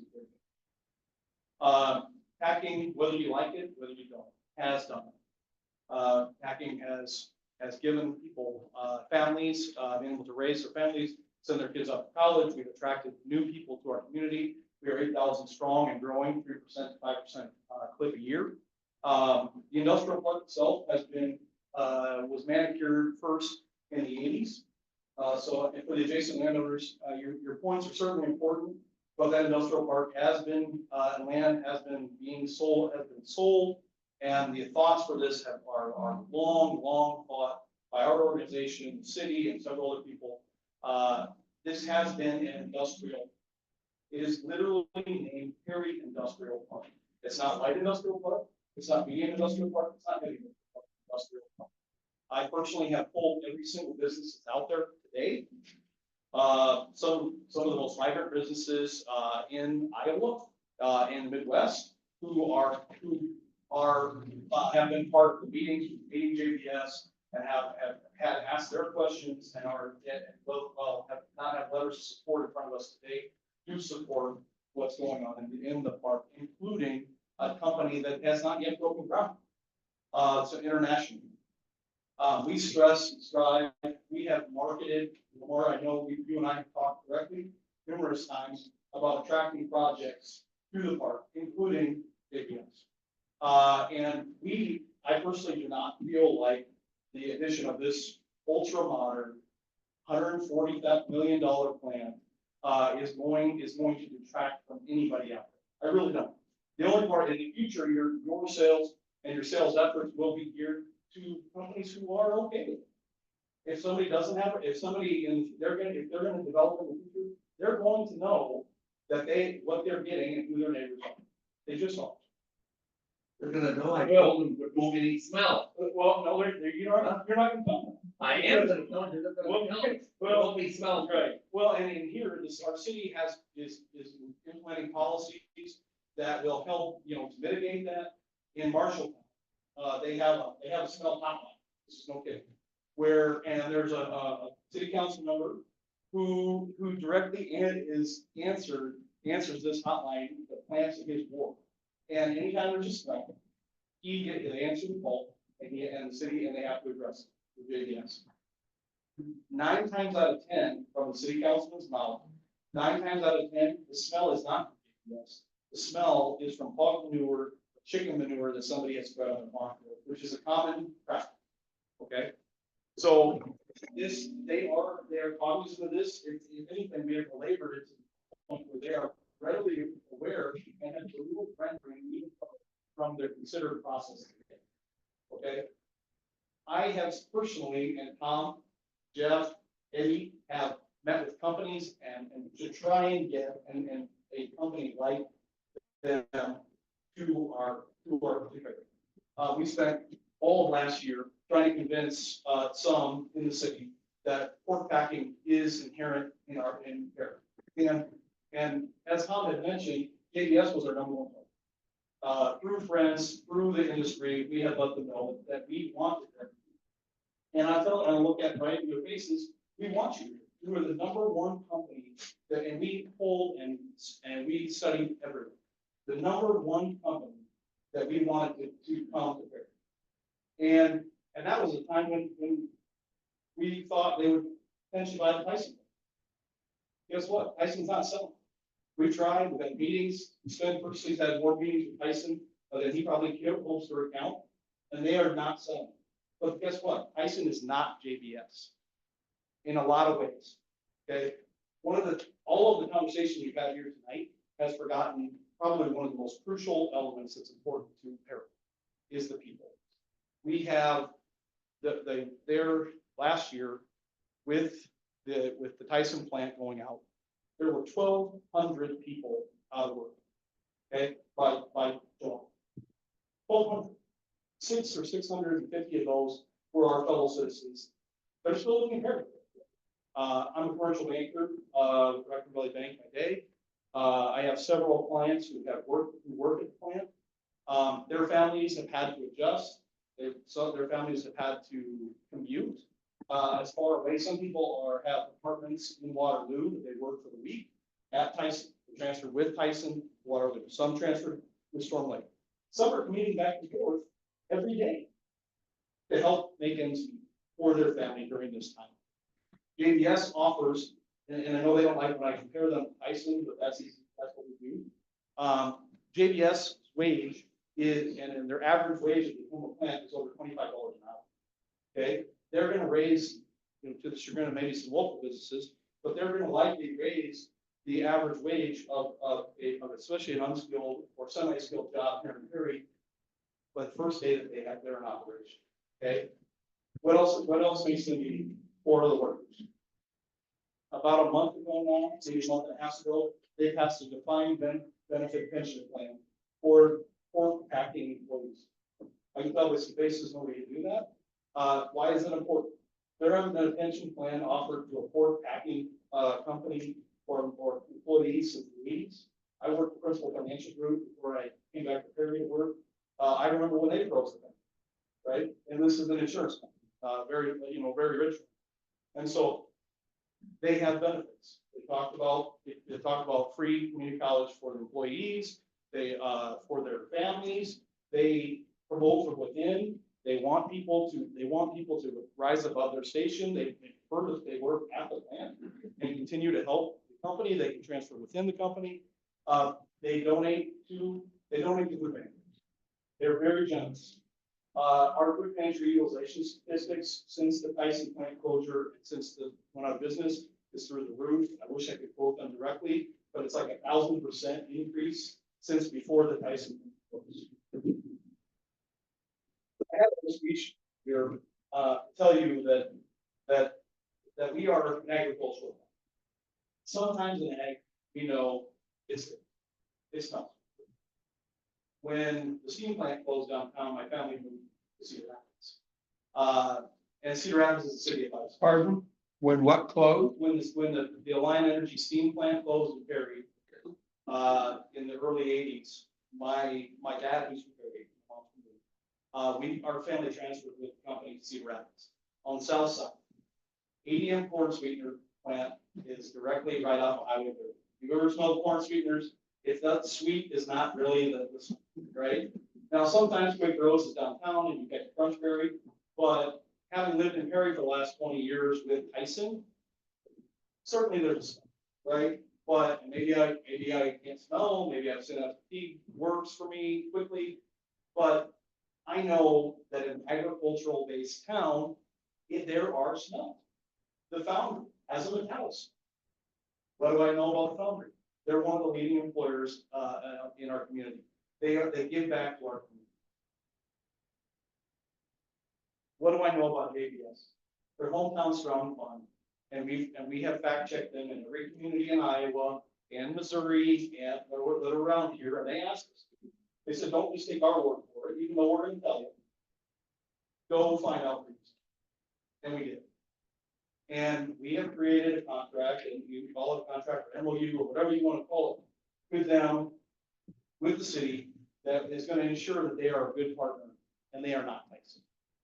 One of the things that they do that I think is unique, especially for the school and for others to know, is that if they are constantly attracting workforce, right? They want to grow this plant. So they start at 250 jobs. They want to be at 500 jobs within some period of time. They'll likely say they had quoted to us that they'll likely be, anywhere between 3 to 5 applicants for every job. And I know there's probably 200, 250 Perry people now who are unemployed or underemployed who need those jobs and the good paying jobs that they're going to provide. I know that I think maybe in the audience here tonight, we have somebody, but I will quote one of my customers, could not be with us tonight because he's working the night shift over an hour away from town and his family, and he is a unicorn in himself. His name is Jose Serna Hurtado. He and his brother on the side develop single family housing here in Perry. They rehab some of our crappiest homes, which we were so thankful they do. Besides that, he's been a maintenance manager at Tyson over 20 years. And he still asks me about every week when the Tyson plant's going to reopen. Okay, he was there to the last minute when it closed, even when he took out all of the equipment that he knew meant they could not operate that plant anymore. When I told him, when he heard about JBS and the opportunities with JBS, and we told him what we knew, he was excited because that would mean that he could work at this plant. He's a meat cutter. and he's a union member in a union-friendly shop, which is also a hallmark of JBS. And he wants to come back and work for them. Okay, and this long-winded soliloquy of why I believe we should support and ask the council to support JBS in bringing this plant to our community in the Perry Industrial Park at this time. For all of the reasons that I've said and for others, this is what we need now. And they are the #1 company to do that. And we have, and we stress and strain for years to attract someone that does not have the cut that JBS has. Question. Is, like in Marshalltown, is Perry gonna get an odor phone? Who could tell us? Are we gonna get an odor phone? We basically have a ordinance. You call the city when there's a problem against the Yep. ordinance and we'll address it. Well, we're talking about a special phone that you ring when there's odors. It's got to do with nothing else. Are we gonna get one of those? We can certainly consider that. Yeah, I think that's a good idea. Yeah. Thank you.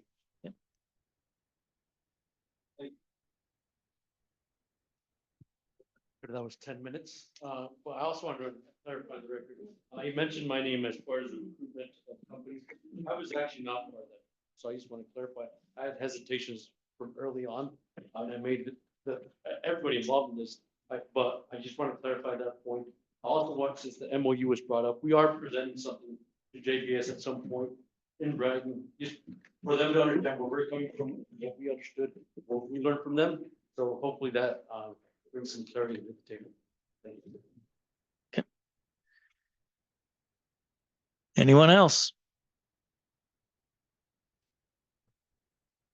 Okay.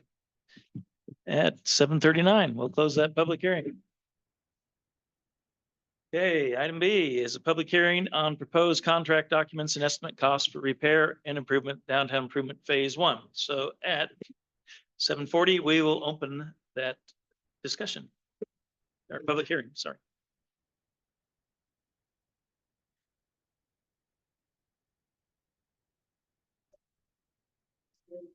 For downtown Perry project.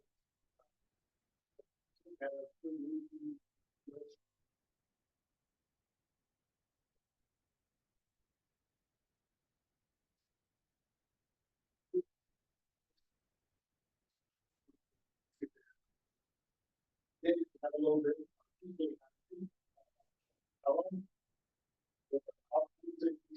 Over the estimates.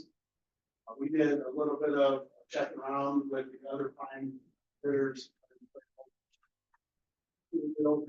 See what the turnaround permitting, what we actually found out was that the complexity of the project, the size of the project, and schedule had led to multiple of the prime bidders giving up on it. So now that we didn't see the number of bids we wanted to see, but we did get a lot of information from everybody who did that. I'm confident in TK Concrete to do the work. They are doing work right now all across the central Iowa area, including Milwaukee, West Des Moines, the city of Des Moines.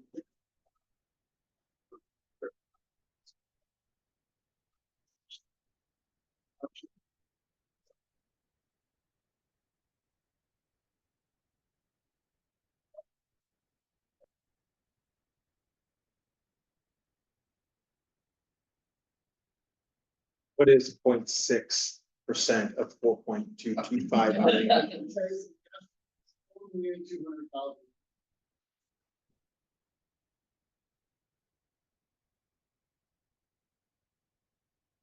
Thanks for doing that. And don't worry, I have aired my grievances with Matt on coming in over the estimate.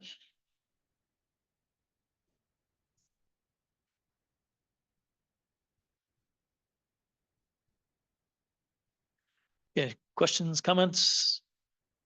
Want to say again, as I do every time we talk about this project, that the beautification of this project seems to be leading a lot of the beautification now, in my opinion.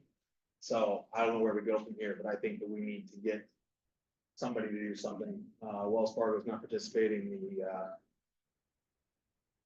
companies that provide our utilities aren't participating, and seems like we're, my dad would call it polishing a turd. I don't think that's exactly right, but it feels like we're leaving a lot of the beautification out of this beautification project.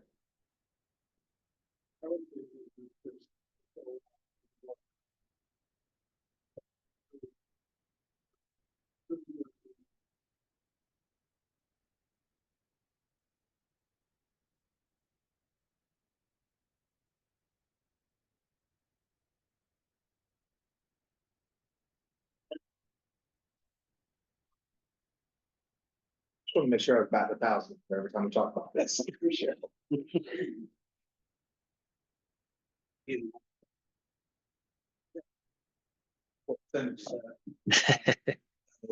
20.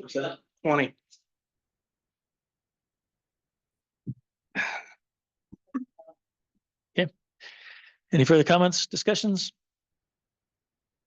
Okay, at 7:43, we'll close that public hearing. Okay, move on to old business. Resolution approving the award for the Downtown Improvement Project Phase 1 project. 4 bids received, as we just discussed. The estimate was $4,200,000. The lowest bid was $4,225,822. And from TK Concrete Inc. and Bolton Mick recommends the award to them for this amount. Can I have a motion, please? Resolution approving the award for the downtown improvement phase 1 project.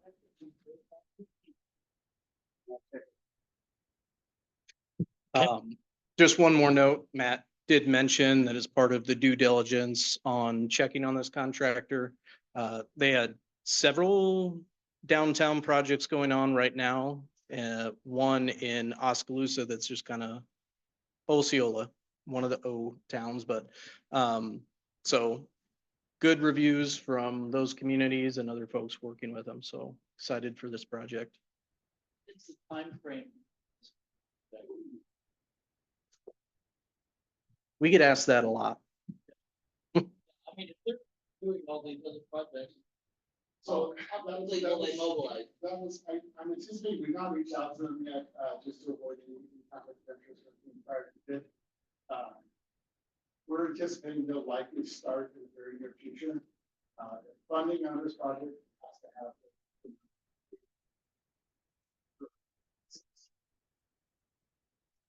Likely to be successful, I anticipate. All, I would anticipate.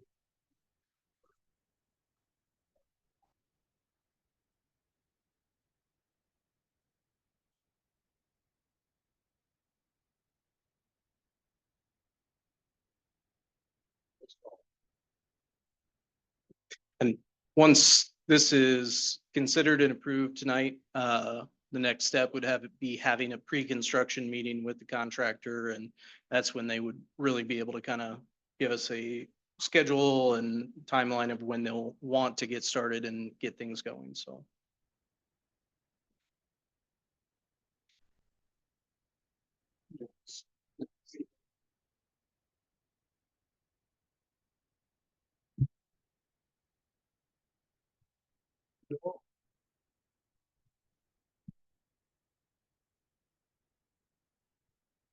Further discussion? Okay, roll call, please. Yeah. Mahler, Yes. Schott, Yes. Klein. Yes. Okay, item B is approval of GAX number 12 for CDBG contract number 23 HSGU 004 in the amount of $32,182. The drawdown on the upper story housing conversion grant to the Nudgers for the property at 1306 Second Street. Could I have a motion, please?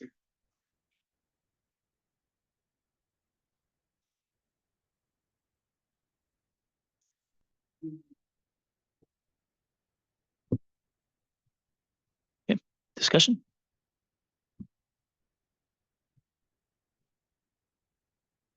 Okay, roll call. Klein. Mahler, Yes. Walling. Yes. Schott. Yeah. Okay, on to new business. Item A is resolution approving an urban renewal loan application. They requested a 50,000 loan to be made from the City Urban Renewal Revolving Fund to Dignan's Doubleheader LLC owner Chris Karstaffen for his building at 1315 Second Street.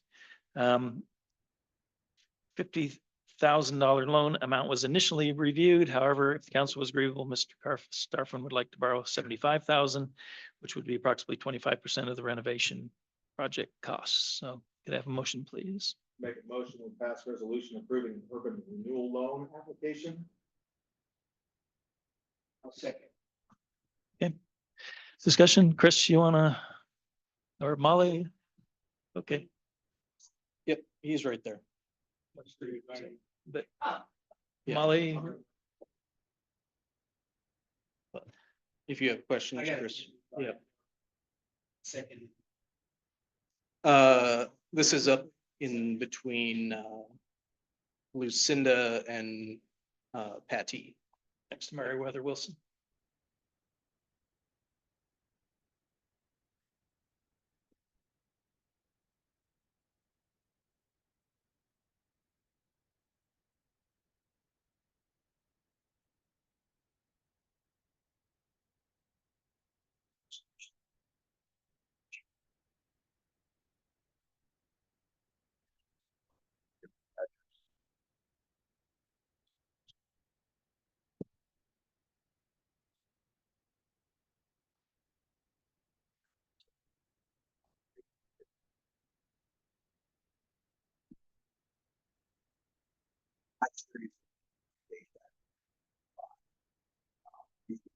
Getting to see what we're doing there.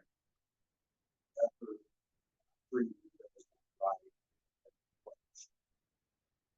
on the left, all. We keep the striking. Contracts.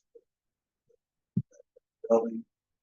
Mid-80s during the ag crisis, all the plate glass windows underneath what now beyond the street. Those side. That will. Short sun. This project is going to run probably $300,000. Shape support council, the efforts of measures, property members. I'm here to say. Business. I've been a member of this community since I was 11 years old. And I've had dealings with the property before. I want to thank the administration. I leaned a little bit to get a little bit of knowledge, a little bit more perspective on just what the revolving loan was for, its purpose, and so forth.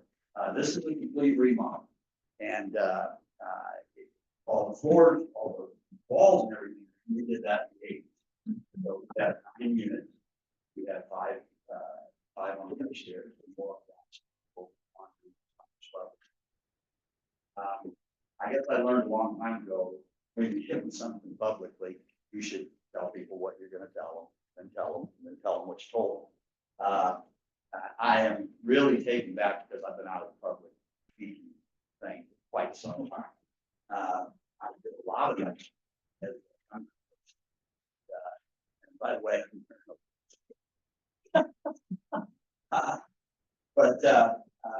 with all respect and the time that I have here, the goals obviously is investor return. I'm 67 years old. I'm in good health and hopefully stay in good health. I see this project to be I'm a planner. I've always been a planner. Don't make plans. We're better than plans to succeed. I thought this out. I took a lot of time and energy behind it. Anchor. I thought friends. I thought Susie. I thought Span. I thought Molly, the newest edition of Span's team. She helped me prepare what I should put in my application to make for a good representation of what I intend to do. So in addition to investor return, the goal is to increase the value of property, which will directly increase the city revenue. Because the assessment is fairly low, and we're going to be putting quite a little bit of money into it, and I own it free and clear right now. There's no What's it gonna do? Well, it's gonna offer affordable quality pricing. A price point below that of some of the newly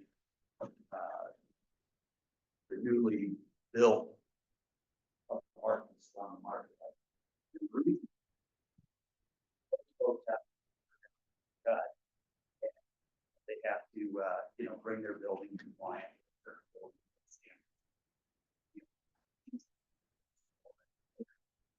issues. Another thing, 5 of my apartments have not been on the rolls for some time. So these are gonna be coming back on the rolls for desperately needed housing in the downtown community. So along with the reduced price point, compared to what currently recently been offered, we're going to really enhance the center of that block. It'll be bright, it'll be just absolutely beautiful. In comparison to all the other blocks. Being able to do that. And, furthermore, we about patient habits inside. We're putting in all wage. We thought that. So units, air conditioners, roof, water meters, bathroom fixtures, kitchen fixtures. It's going to be a real nice spot. I'm going to be real proud of all.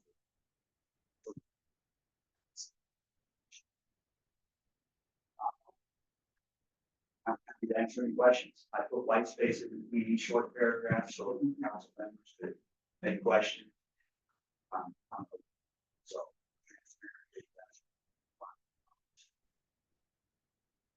We've got a contractor.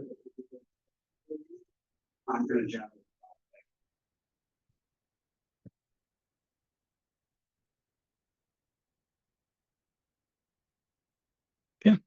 I don't have any questions. I just applaud your enthusiasm. Okay. There's no further discussion. The big question is, this request was for 50,000, but he would like to bump it to 75 if we're willing to offer him that much. So we would need to know if the motion is for 50 or 75,000.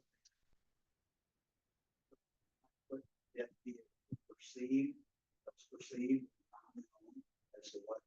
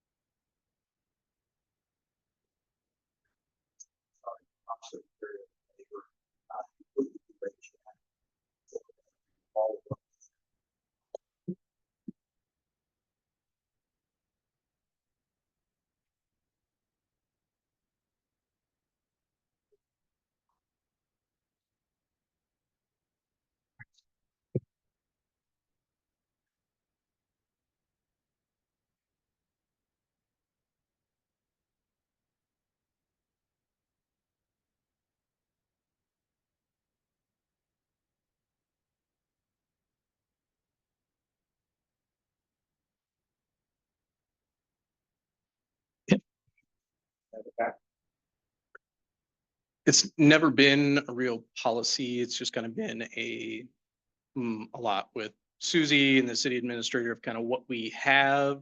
The revolving loan fund started back for a bond issue probably 10 years ago, and there's 200,000 in it. So when we loan out, and we get 3% interest to grow it. Unfortunately, we've had 2 bankruptcies and we lost some money, but now we have everyone is paying it back on time, and there's 110,000 available. So if he borrowed 75, that'd leave us 35 for other projects until we brought in some more revenue. 60,000 left if it was. We would make a recovery any of those funds. No.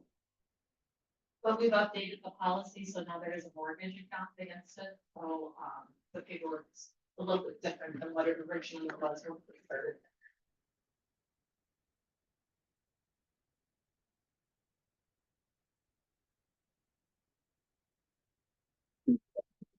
else currently looking? Lindsay from, Lindsay Pasuti had requested and it was approved a $10,000 loan, but that's could be 120,000, then less Lindsay's 10,000, the 110.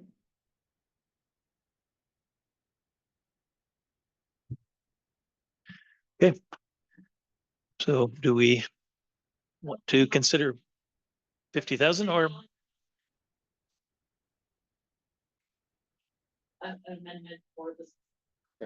I say we pass a resolution approving an urban renewal loan application to Chris for 75,000. Okay, any further discussion?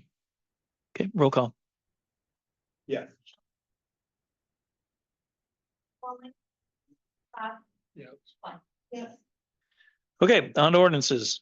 First reading for an ordinance amending the Code of Ordinances, Chapter 165 zoning regulations for the real estate described as Dallas County, Iowa parcels 0213300001 and 0213300002 from Ag District AG to Heavy Industrial District HI. This would be, again, just what we discussed earlier. So could I have a motion, please? So I'd like to pass the motion, but I want to put, kind of like we talked a lot about earlier, some absolutes in here. We do have some promises, but we don't have any absolutes at this point. So how do we? I would So- open, I would make a motion to open it for this. Oh, for discussion, I make a motion. Okay. Molly? So do we need to call? Yeah, roll? you get this.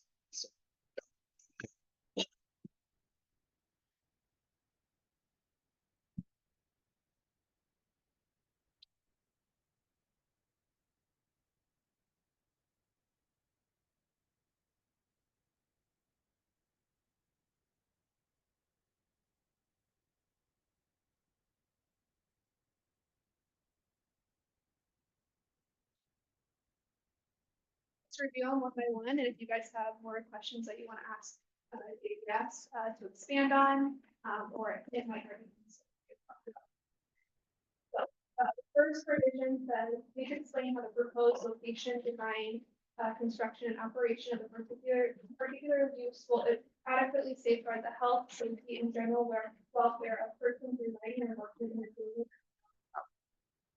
Their answer to the application was the project is located on the city limits and surrounding properties are largely agricultural and industrial. The design, construction, and operations of the building will follow zoning and code requirements to safeguard the health, safety, and welfare of the community. The project will bring many jobs and economic development to the area and the welfare. The second provision is to explain how the use will not impair adequate supply of light and air surrounding the property. This was written prior to them giving an update and no longer having rendering, but now we know that. The most up. Their answer was the use of the building will not require a tall building height, preserving the supply of light on adjacent properties. The buildings will have mechanical air scrubbers. That was in context to the rendering. Now they're no longer doing rendering. As this kind of said. That will appropriately treat exhaust air. Site lighting will be designed to maintain safety and security while also avoiding excess light to neighboring properties. The third one will be, please explain how the use will not create an unduly increase of congestion in the streets or create public danger of fire and safety. Please explain how the use will be mitigated.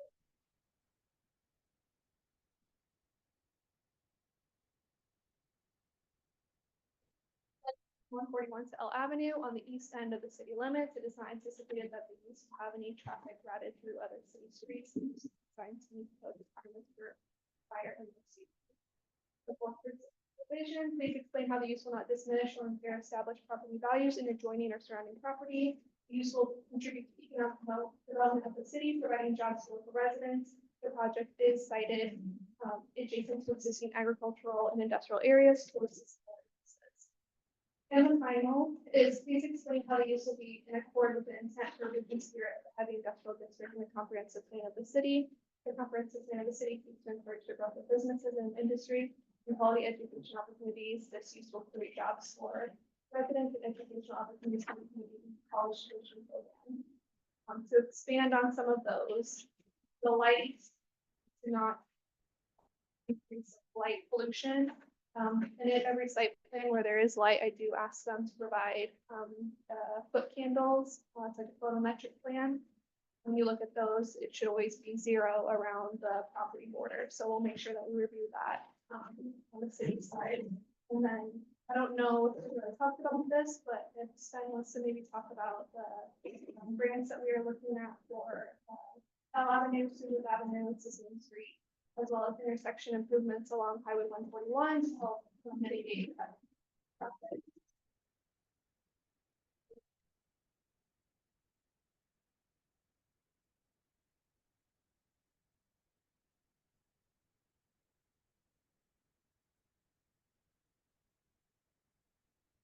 But once we discuss this, if it is written out,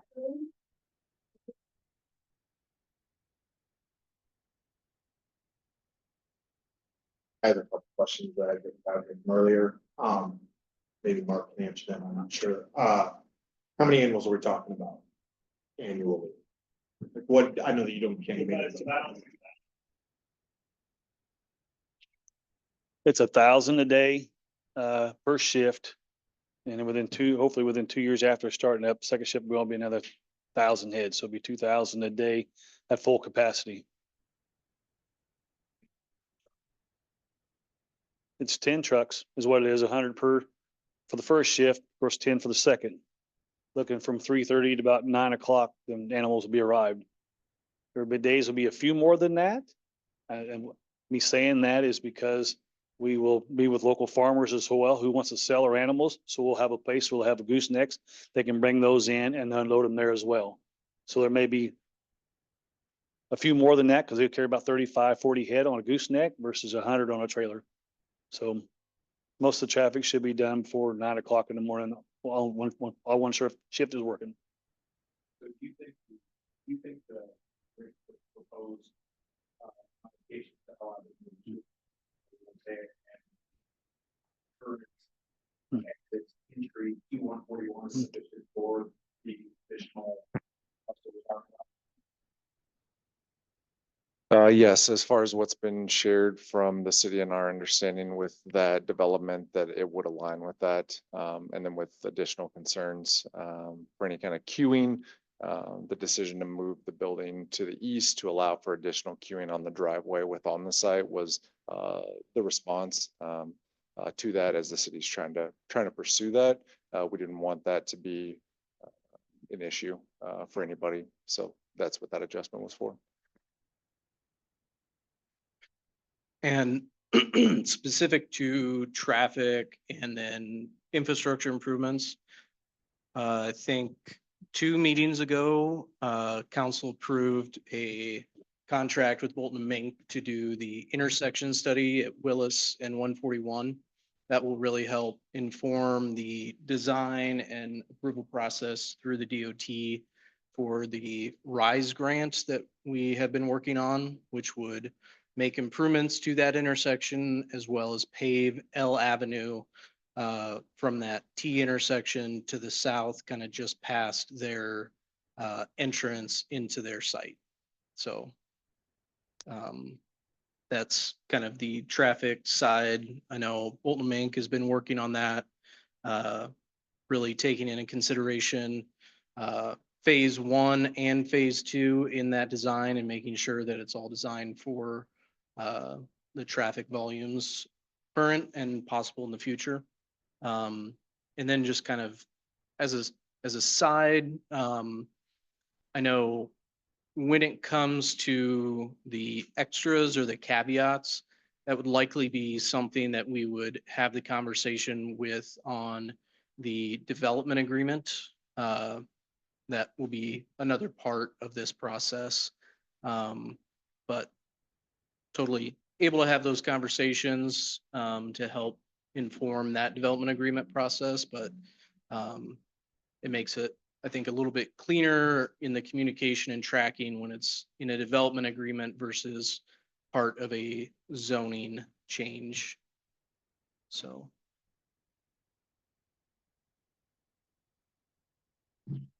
So I'm at a place where I'm comfortable how do we? How do we?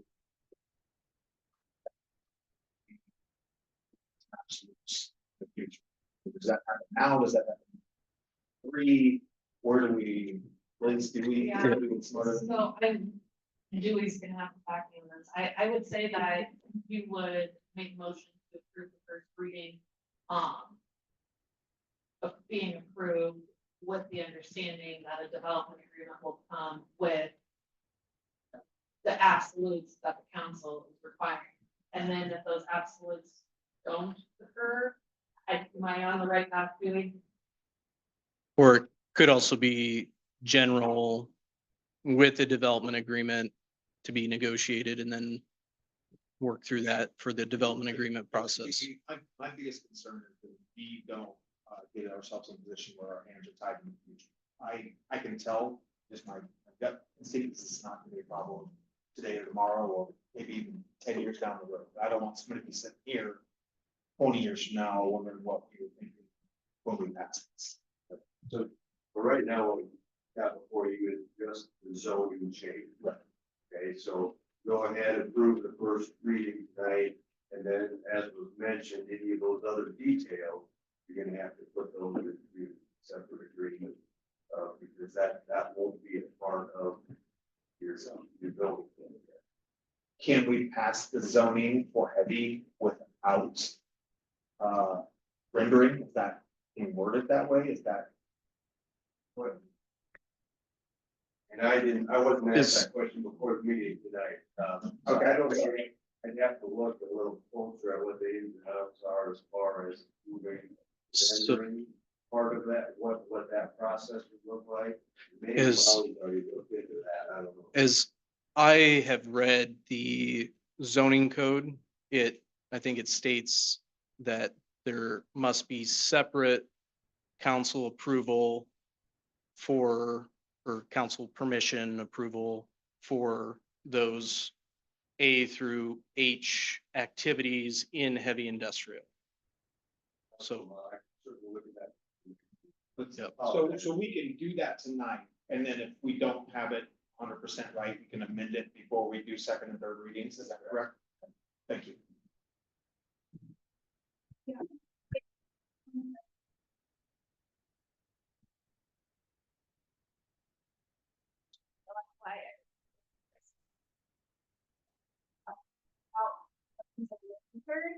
This is to meet what those provisions or those uses would allow, is that you guys have to review this stuff to allow for those uses. So if they were to come and have rendering at a later date, they would have to answer all these things again and have to have a discussion.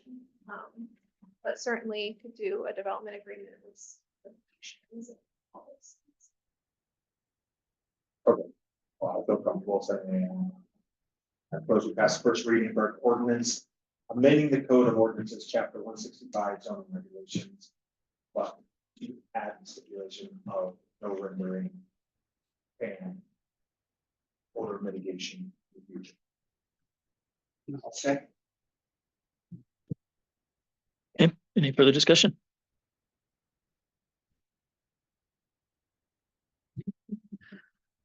Okay, roll call, please. Yes. Kelly? Yes. Wallen? Yes. Shaw? Yes. Fine. Yeah.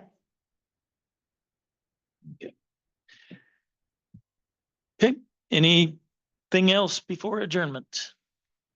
Thank you all for staying and long meeting, but well worth it. So thank you. Adjourn.